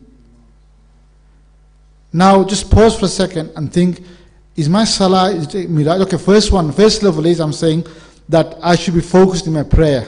That's not really happening. So let's now think about, am I really traveling in salah? Like it says in the hadith, we're not. So really we're missing out in 2 fronts. And if you learn this spiritual salah, inshallah, then you see how your mind, your heart, your emotions, everything is engaged in salah itself. Salah becomes most beautiful thing in my life, not just a burden or a chore in my life. Okay? So for example, we should be covering this spiritual salah, as you can see.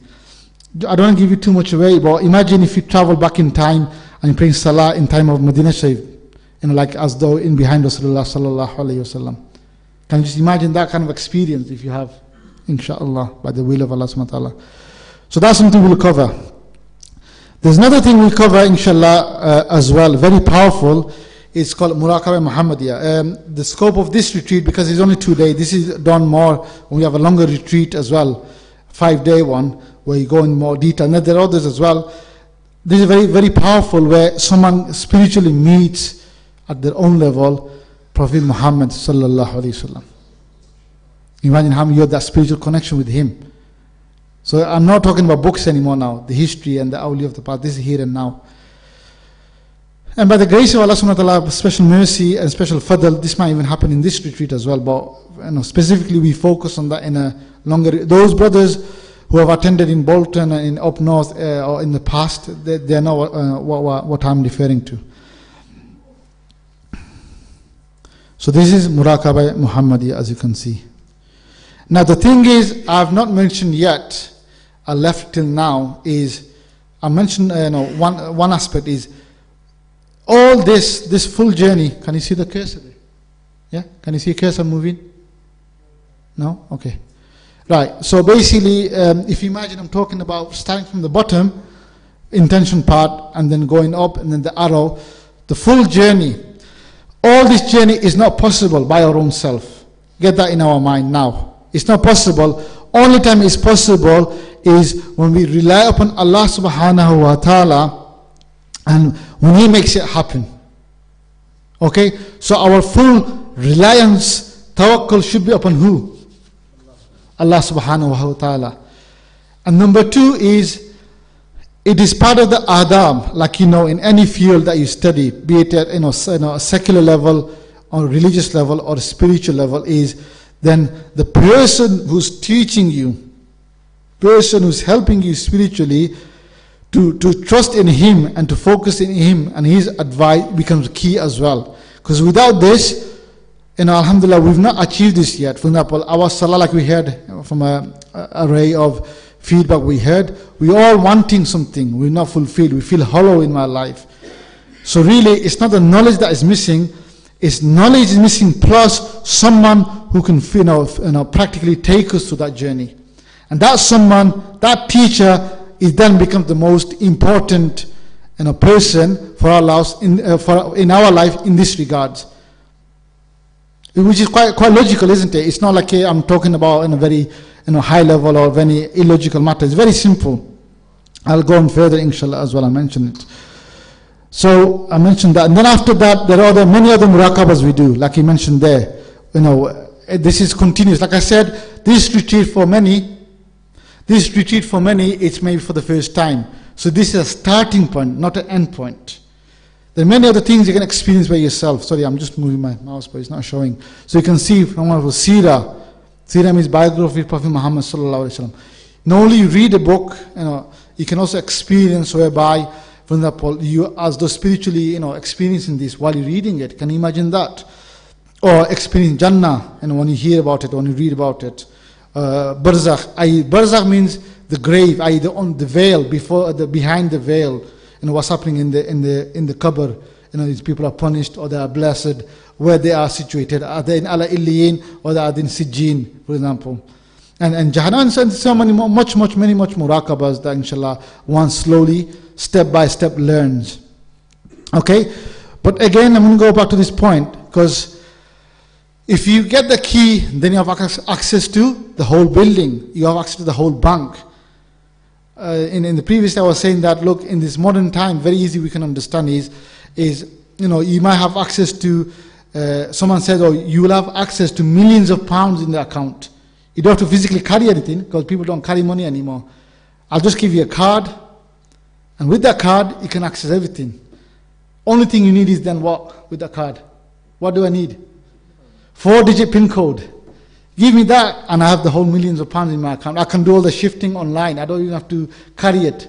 All these thieves and robbers who used to do haste and rob banks, you don't have to do that anymore. Just remove some figures online, and that's it. It's all done. It's coming transferred into your account.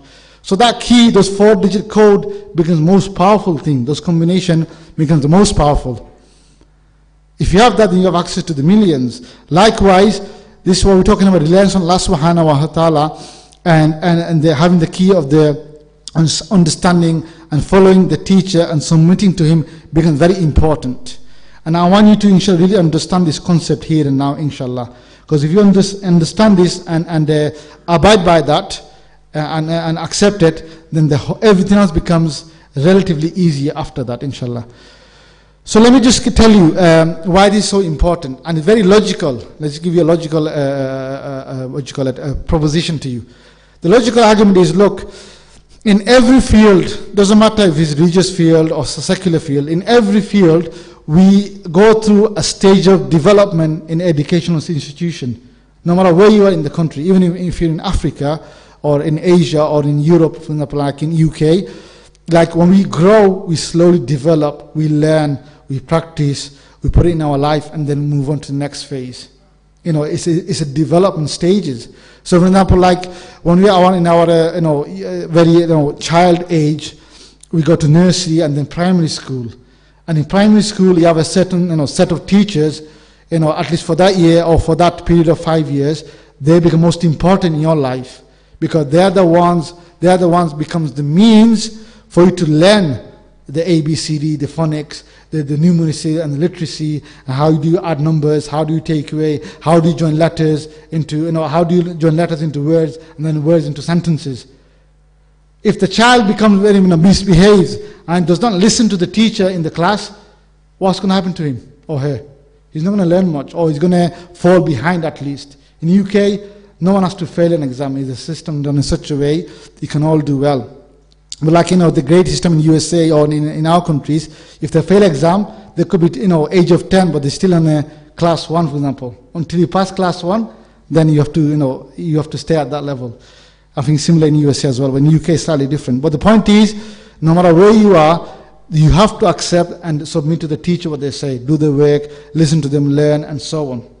Then what happens? When we complete our primary school education, we move into secondary school or high school, for example. There we learn a higher level of learning and understanding. Normally you can able to read a sentence, they teach you how to understand, get the meaning behind it, or start to learn read between the lines. What is the meaning? What's the moral of the story that you're learning? You learn the high level of mathematics. Some of the fundamental theories introduced to algebra and so on until you do GCSE.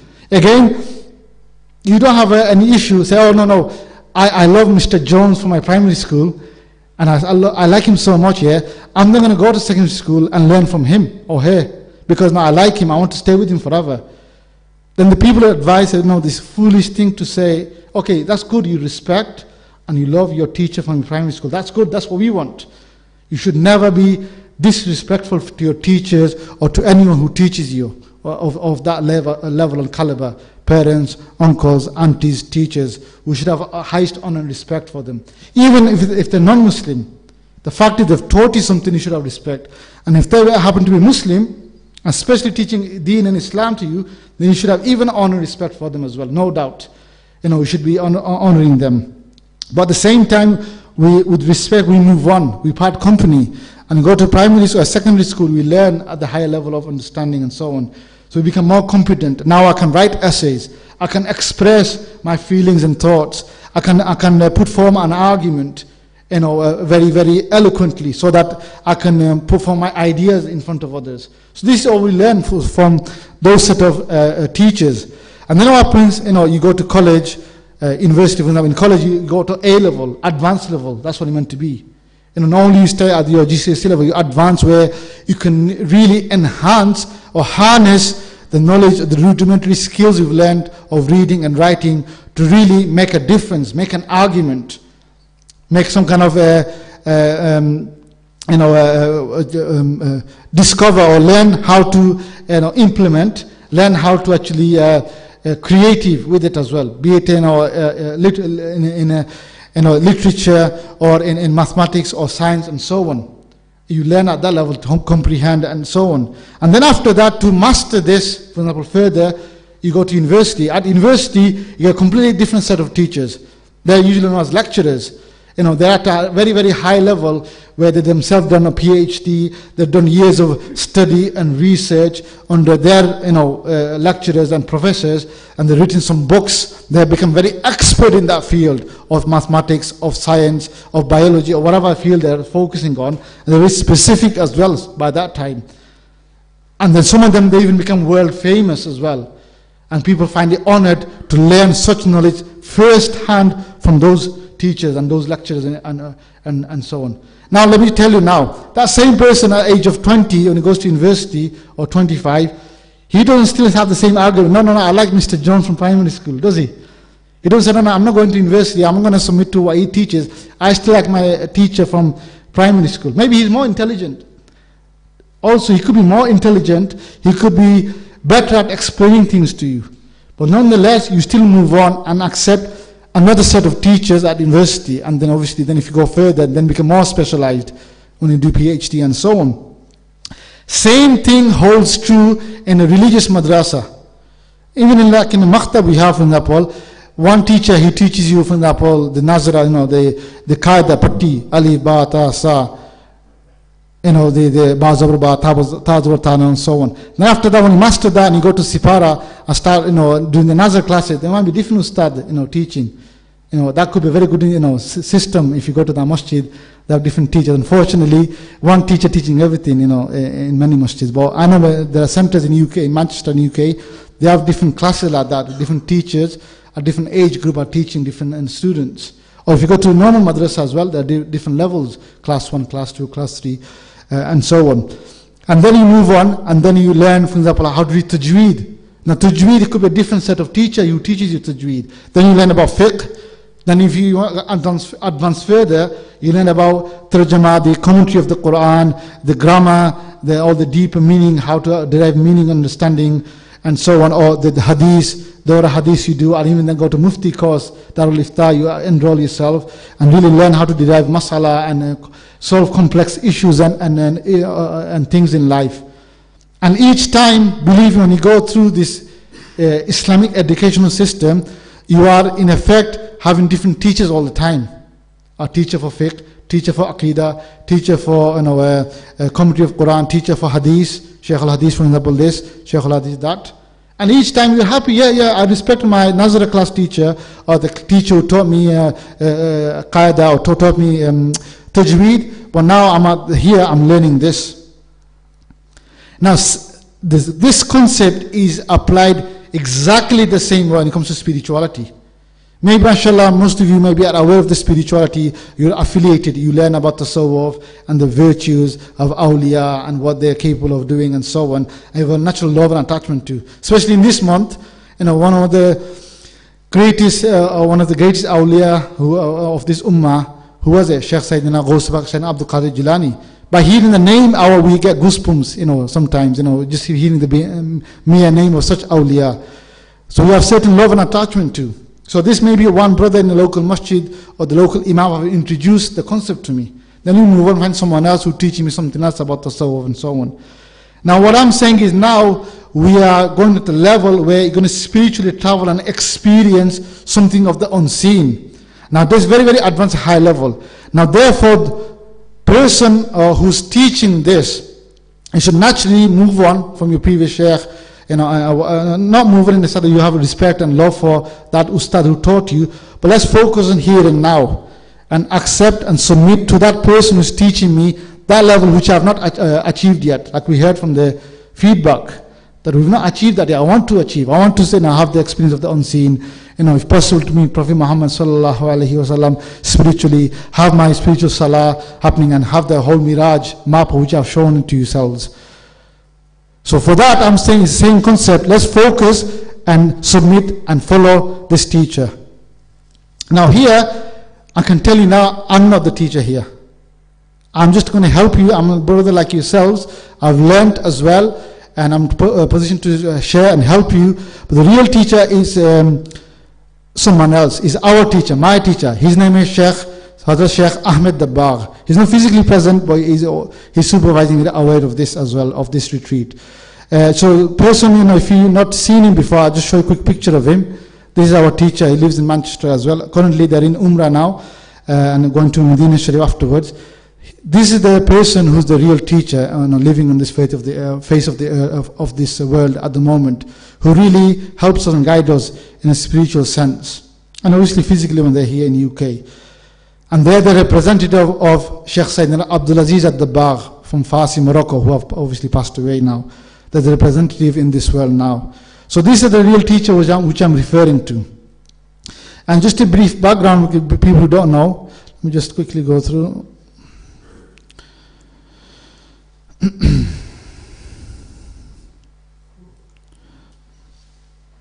Okay, so just a background, although if the teacher was physically present, I would have struggled, to be honest, I would have struggled to mention the background and the works and their achievement, because they never like to mention or praise or say anything about them. They say rather you follow the teaching, you benefit, then the value comes in your own heart without saying anything. But that's the nature of the awliya and so on.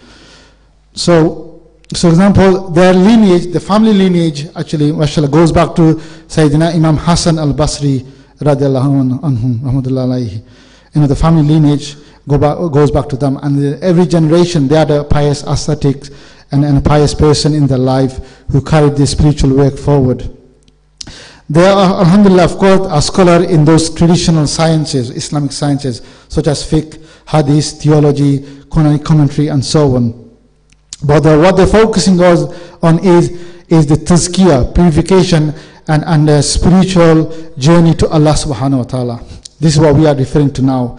And we just merely, as here, just sat in the chair just to convey the message, to share and to help you along under their supervision and guidance. And all the ustads who are here in this retreat, inshallah. So this is the main focus on this subject, because unfortunately, like I said at the beginning of this presentation, is that the problem is, like the brother was saying, the problem is not knowledge itself. We have sufficient knowledge, or knowledge could be taught. It's not hard. If you do not know a fiqh of wudu or ghusl, you don't have to sit through 6 weeks course. You can learn, inshallah. If anyone doesn't know, just approach one of us, our admin or our ustaz. They'll sit down, believe me, they'll sit down 20 minutes and they'll teach you in such a way you learn the basics of how to do wudu ghusl. At least you can practice. The hadiths and the details and the rulings that derive, that comes after. That's more like, if you're interested to advance in that knowledge. The main thing is just to know and practice that, isn't it? So, these knowledge are available out there in the world, inshallah, if one is seeking. But this knowledge of tazkiyah and purification and the paths to spirituality and unveiling is very rare in the world. You might have met someone, Allah knows best, of course, but he's amongst one of the few who are teaching this. So that's why they're really focusing on to win back from our nafs, our own evil desire, our ego, and the alien. Remember the story of alien I said at the beginning, how they captivated us, to win back from them and really to show us.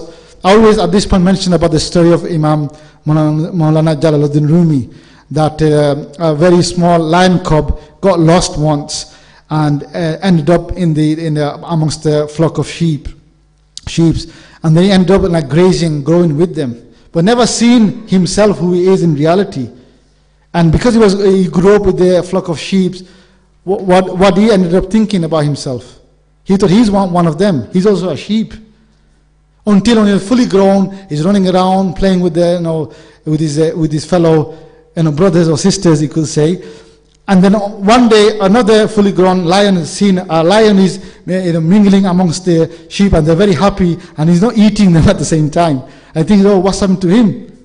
Unfortunately, we see our Muslims like that. They go off rail and they do all this other stuff. And like the brother was saying, even they question their iman, and you wonder, what's happened to him? Why is he behaving like that? Why is he with those people we don't believe in? And then one day, then he start going towards that lion cub, he become a lion now, and start asking. And so as he was approaching, what happens? The sheep, obviously, the full flock, they don't stay around and say, "Oh, how are you? Are you okay?" They start running, running away from that lion, thinking, our lives in danger. Will be killed and slaughtered and eaten for the lunch or for the meal. Inshallah soon after Isha. and with that flock, the lion who grew up with them, he's also started running away from this lion. And he became more worried and strange. He goes, why is he running away from me? And I'm not going to eat him as such. Why is he running away? Until eventually he got hold of the lion and took him to near a river bank or a pond and said, look, wake up, look at yourself. Look at the reflection of yourself. And look at me as well. And then he realized, actually, I don't look anything like the sheep over there. I look more like this lion who was chasing me to eat me beforehand. Then he realized, oh, I'm not a sheep, I'm a lion. But unfortunately, because of I've been duped and how we've been brought up and grown up, I've been thinking I'm a sheep. I'm victim to shaitan and his devilish forces. No one told me that I'm actually a lion of Allah, Asadullah. Yeah, we can really fight the shaitan and the evil forces as well. And inshallah, you can be one of them. I'm not talking about history now. I'm not talking about myself or those stuff. I'm talking about you. You could be one of them as well.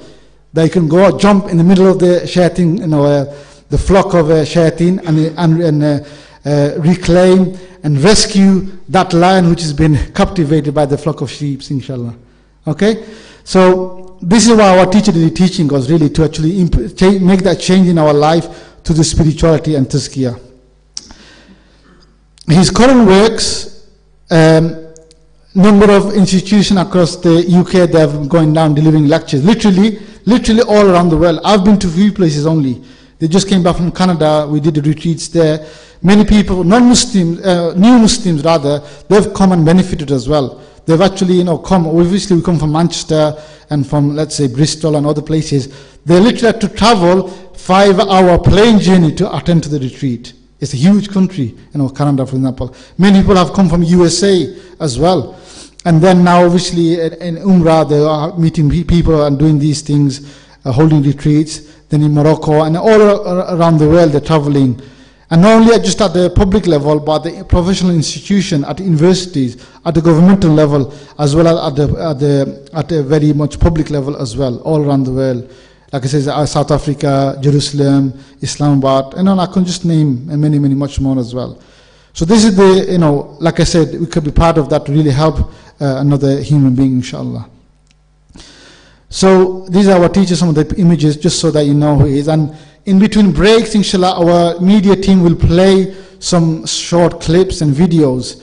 If you please, break is given to relax, but do watch some of these video clips and videos. It will help you to understand and hear the lectures of the Sheikh Ahmed Dabbar and how powerful it is and what they say. In short space of time, you take such a lesson that can change your life in itself as well, inshallah. So that will be played for your benefit. Now again, finally, expectations.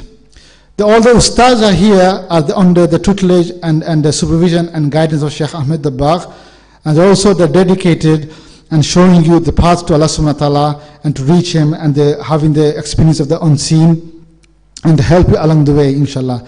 And to actually help you achieve this one concept, I've not mentioned yet, but I'll mention now just for you to think about. It's part of see and taste. It is called Ainul Yaqeen. It means eye of certainty. Yaqeen means certainty, and Ain means obviously, to see, to see with your eyes, for example. This is what we want to achieve at the end of this retreat, to have Ain of certainty. Not only we have ilm of yaqeen, which we have the knowledge of the unseen, we want to now experience the knowledge of the unseen, inshallah. So the expectation from you as participant, last year, and I will give you early break because I've been going on for too long. You're thinking about the meal, inshallah, anyway. The expectation from you is commitment, full commitment from you. Now we appreciate why Ustad Tasif, Brother Zia and others say, no, you have to commit 2 days. And I know they've been getting all week, no, can I come for half a day? Can I pop in? Can I go to my home and do my thing, come back? Normally you're free to do all sorts, all this anyway. We have Mawlid programs in month of Rabiul Awwal, and we come for a few hours, have longer to go home. But we want you to have this special experience and have life-changing experience. And for this, you need to be committed. You need to be fully focused.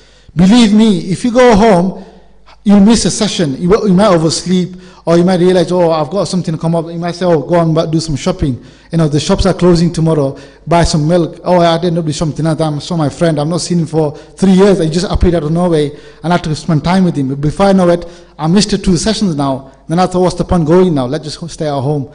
So now this happens. This is a scenario I'm not making up. It happens as well. That is why we emphasize please stay committed for 2 days in the masjid.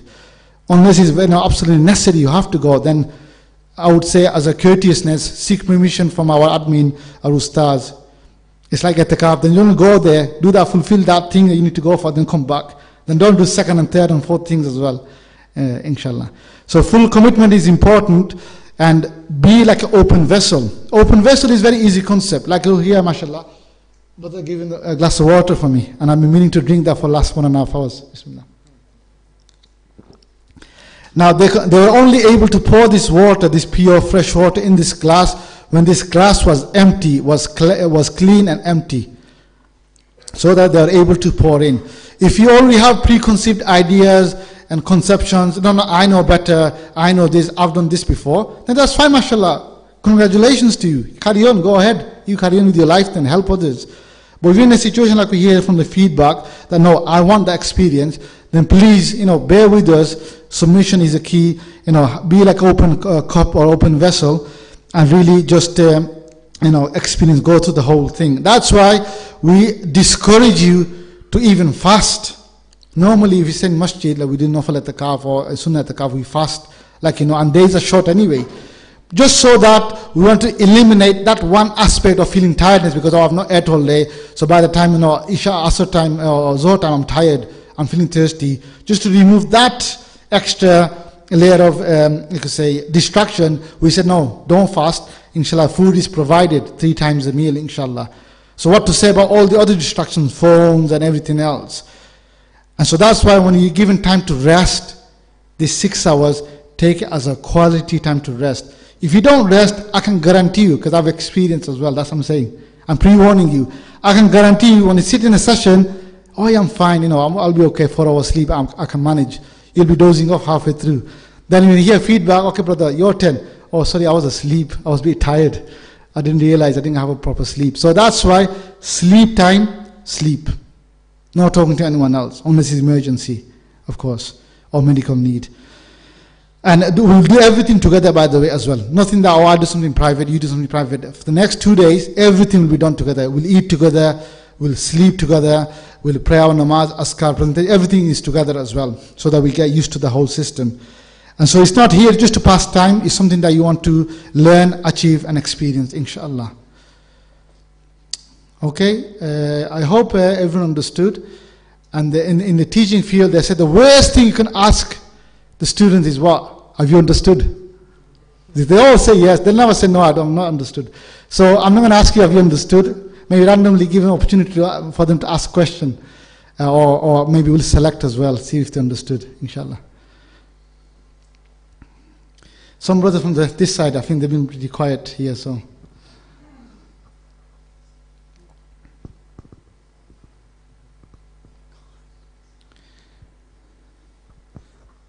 What shall I say, sorry?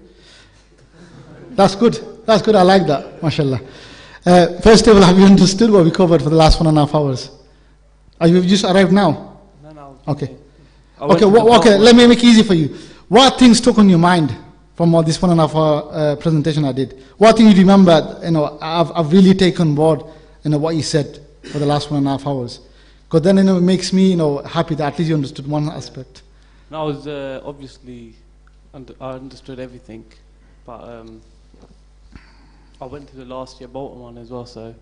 So tell me one thing that you remember that's like very obvious to your mind that you can... It's about the obviously closeness and empty mind. Okay, good. That's good, mashallah. Because now you've understood only half of the whole retreat now. Empty your mind and submit, then you've understood the half of the whole retreat already. So mashallah, very good. Good answer. Anyone else? Abdul Rahman? Sorry, this is Abdul Rahman here. Just a brief commentary, not necessary. I know him, that's why I'm being quiet. No, just that actually it's because of our low level of belief that having this to counteract, distraction of dunya is a very necessary tool. Okay, mashallah, good. Anyone else? I think the brother is eager to put his hand up just before, and then the brother here, Abdul Rahman, this Abdul Rahman after. Just mention your name, where you're from, and then mention. You just mention then, inshallah. My name is Hasnain from Bradford. So mashallah, this brother come all the way from Bradford to participate, mashallah.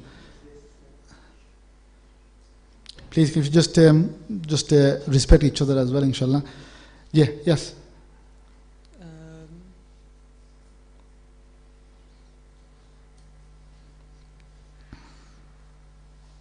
Do you understand the lion story, the Lion King? Some of it, yeah. Okay, so what we understood from the Lion King story? So he was running with the sheep and a flock of sheep, right? What mistake was he doing? He thought he was thinking he was a sheep. Yeah. But all I'm saying is this is what we are in reality.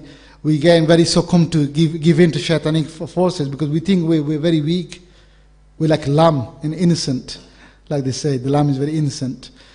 But in fact, we're actually lion. We have such courage inside us and power and the tools. Remember the tools I said? That the iman and the freedom of will we have, inshallah, is very powerful. Okay? MashaAllah, good. Yeah, brother Abdul Rahman.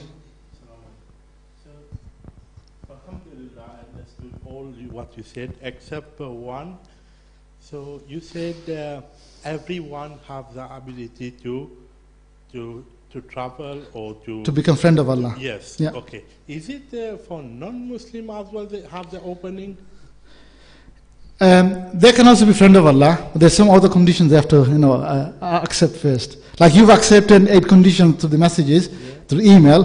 They also have to accept certain conditions, and they'll be blessed as well. Why not? For them is to have belief is one of them, for example. Yeah. But be deeper. It is possible because if that becomes a means to achieve iman, that there are some things out there for them to actually. Because, for example, for Christians, what's the most thing they they like, for example, is obviously they like Isa alayhi salam. And but that would be not their experience, that would be more like a borrowed experience of the Shaykh, is helping him to unveil so that, by that, he'll know the reality, he might accept Islam. So that's a wisdom sometimes that could be adopted as well, inshallah. But that's obviously, it's not a topic of this retreat anyway, inshallah. Anything else? Finally, I think, mashallah, it looks like everyone understood now. But Abdul Mateen, I'll leave it the person at the end, the youngest one here. The main thing that I took on board was the story about not the story, but when you said about aliens and how they're distractions in the world and are distracting us from doing our namazes and concentrating on Allah. Yeah, mashallah. So you understood well. So really, is alien powerful, Abdul Mateen? Are they powerful? They can be, but we just need to stop them from being powerful. Well, can we be more powerful than the aliens? Yeah. That's the question I'm asking, really. Yeah, we can. Yeah, that's it, mashallah. That's good. So Imam, you can fight the aliens and defeat them. You can be the warriors, inshallah. Mashallah. Jazakallah for your time. If you know any questions, then inshallah, where's our stage check? Okay, Jazakallah for your time, inshallah. If there's any questions, then please do a hand up. If not, then inshallah we'll have a break for now. I think Salah is at 7:15. Is that 7 o'clock? 7:15, okay. So I'll hand over to you inshallah. May Allah reward you for coming again. I make dua that inshallah you achieve what you come for at the end of this retreat, inshallah, end of Sunday, before you depart. And inshallah in between, think of us like your fellow brother as well. We have certain duties we do as ustaz, whatever, but at the end we are brothers, and inshallah you can approach us. Hopefully you'll find us approachable as well, inshallah. You can ask any question you like. Okay? Jazakallah. Should we take some questions? So you can ask, if not, then we can have a break. Inshallah. So if anyone has any questions, just raise your hands and I will give you the mic. If not, okay, we have a question at the back.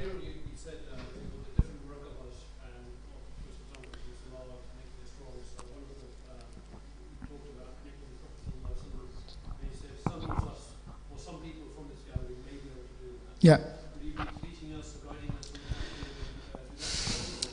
The muraqabah by definition, by topic itself, it's not part of this retreat itself, because we cover in the part of 5-day retreat, which is very full, like some have attended in Bolton.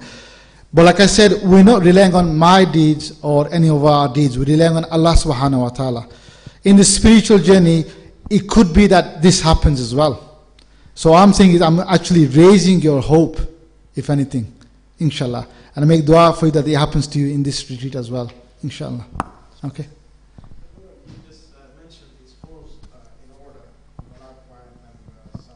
Yeah. Salah, and then the Miraj, yeah. and then the Muhammad Sallallahu Alaihi Wasallam to see him in a regular yeah. situation. The first muraqabah, the first phase is just to do the zikr and just indulge yourself into. Are you asking how this is done? Yeah. Just well, inshallah, that's a very good question as well. Inshallah, that's why we sit for 2 days retreat. We're going to break it down.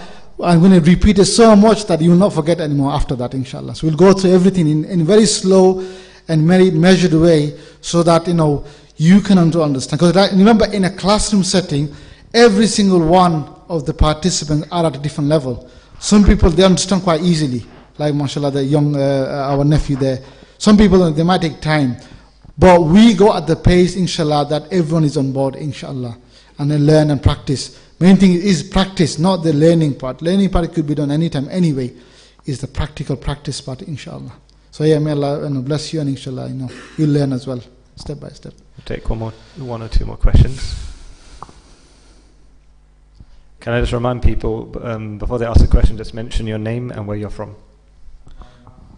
Is everyone guaranteed an opening, or is it with the guidance? We rely on Allah subhanahu wa ta'ala. We have hope that inshallah you will experience. If anyone you don't, you'll also find out why you're not having experience as well. That means that you have certain very innate or private blockage in your life that you have to uproot. And we'll mention that to you with your permission. It might be quite personal or even private, but this will take place then in one-to-one gathering. If, for example, how many was it? Let's say 50 people are here, 60, whatever. If 45 are experiencing or 47 are experiencing and 2 aren't, then they know there's something wrong, with themselves. Then they can seek advice and help. And through that process, then inshallah, we have hope in Allah subhanahu wa ta'ala that they will inshallah as soon as well. Okay. Yes, I think the final one, yeah? Yes. Sagir Ahmed from Maidenhead. My question to you, Ustad, is that you mentioned that this science has been neglected, or has been forgotten, or has not been practiced so much for many years, and you are trying to revive it. I mean, what is the actual reason why it has sort of fallen to the side? Is this a sort of intrinsic part of the deen? And if it is, why is it not practiced more commonly? Really, back in the times of Prophet Muhammad sallallahu alaihi wasallam and the Seerah and the Sahaba, all this what we're going to experience and go through, it was alive. It was it was quite common. It wasn't that it's an awe-striking moment or very strange, like we think it's strange now. For them, it was quite common. Inshallah, later on, if you get opportunity, I'll share hadith where, I don't want to use the word casually, but naturally one Sahaba came and asked, his name is Haritha. He said, what is the state of Iman? Because I've reached perfection of my Iman. And Rasulullah, I'm paraphrasing by the way, I'll quote the hadith later, inshallah, we get a chance. And they said, okay, what is the evidence that you reached state of Iman? He goes through, and some of these things we experience, he goes through that. I can hear the howling of Jahannam, I can see the blessing of paradise and so on. And my attachment of too much into dunya is not there anymore. I leave the dunya and so on.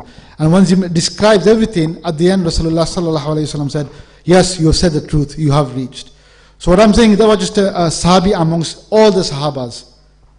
And now what to say about Sayyidina Imam Ali, Sayyidina Abu Bakr Siddiq, Sayyidina Uthman, and all the other sahabas that we know, and someone maybe we don't know as well. But unfortunately, what's happened through the history, for example, like with science, like with Quranic commentary, like with hadith, like with fiqh, they didn't actually call it a fiqh as such, a subject. A fiqh wasn't even known like that. Or something of science of hadith wasn't known. But all this had to be codified because as the time went through the century, people lost that, a connection to Deen as the Sahabas were, because that was the golden generation. So therefore everything were more codified and made more, become more specific, more specialized.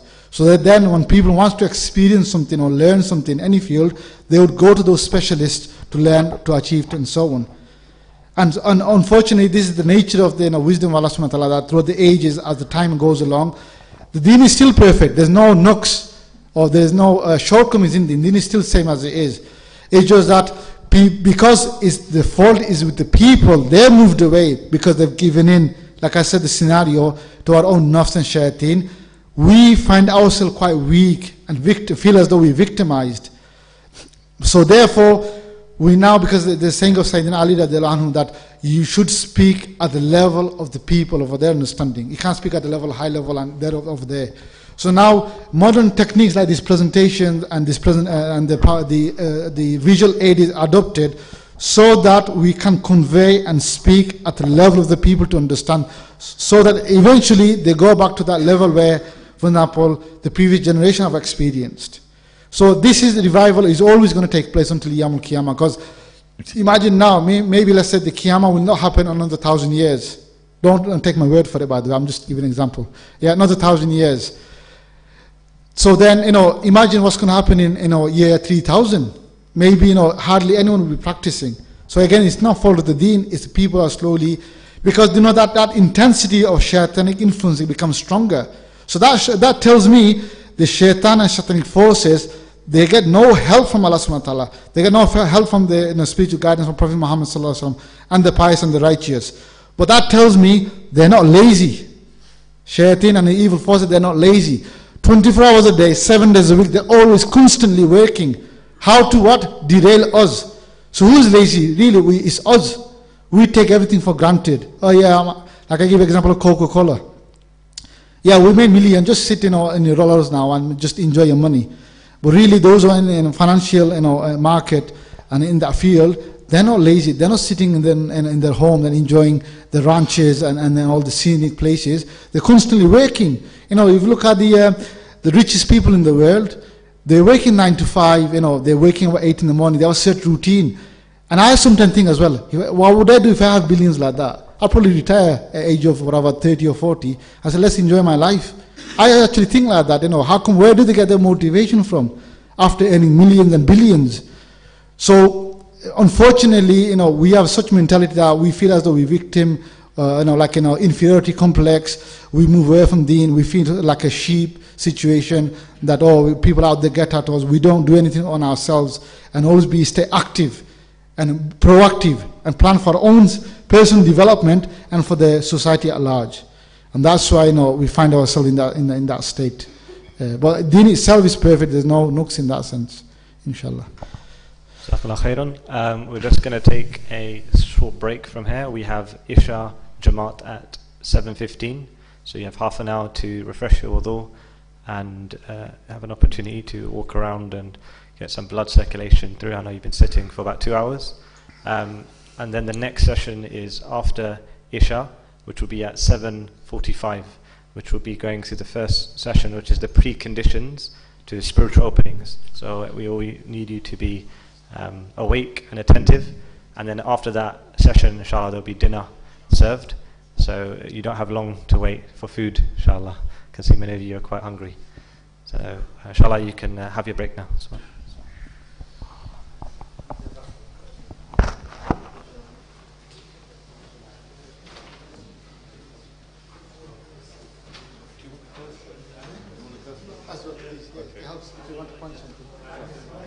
So I won't extend it, I'll just duplicate it then, yeah? Can you play the video now or play the video before the next session? There is an adjustment. So because you're speaking too close to the mic, it's hitting the maximum threshold, which means that it's blurry on the line. So this needs to be well further from. This works fine because it's far.